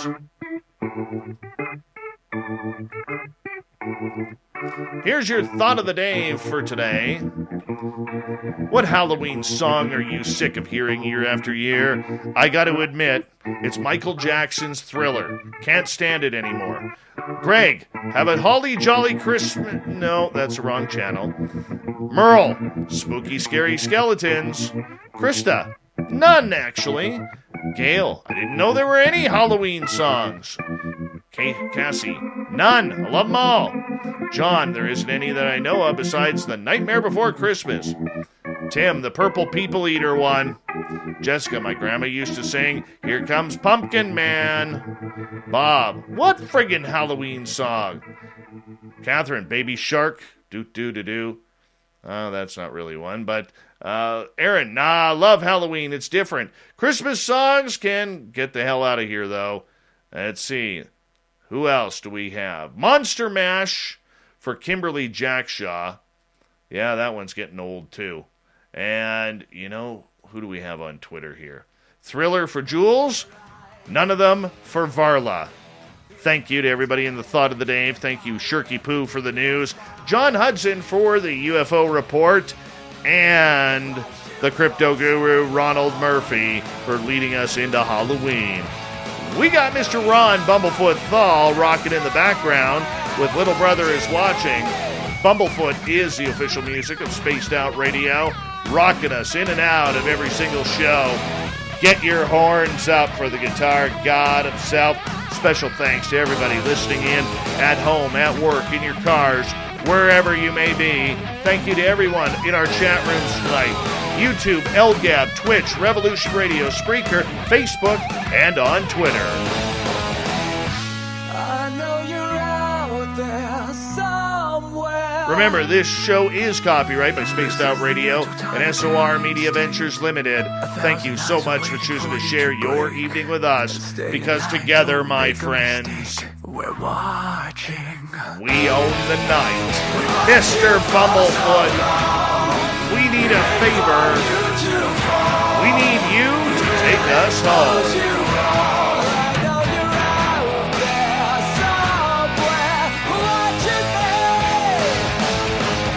Yes, the Woo Train has docked for the night. But soon, my friends, we shall ride again. Your seats are always available. Your tickets never expire. And if you want to bring a friend, we've got room for them too. Good night.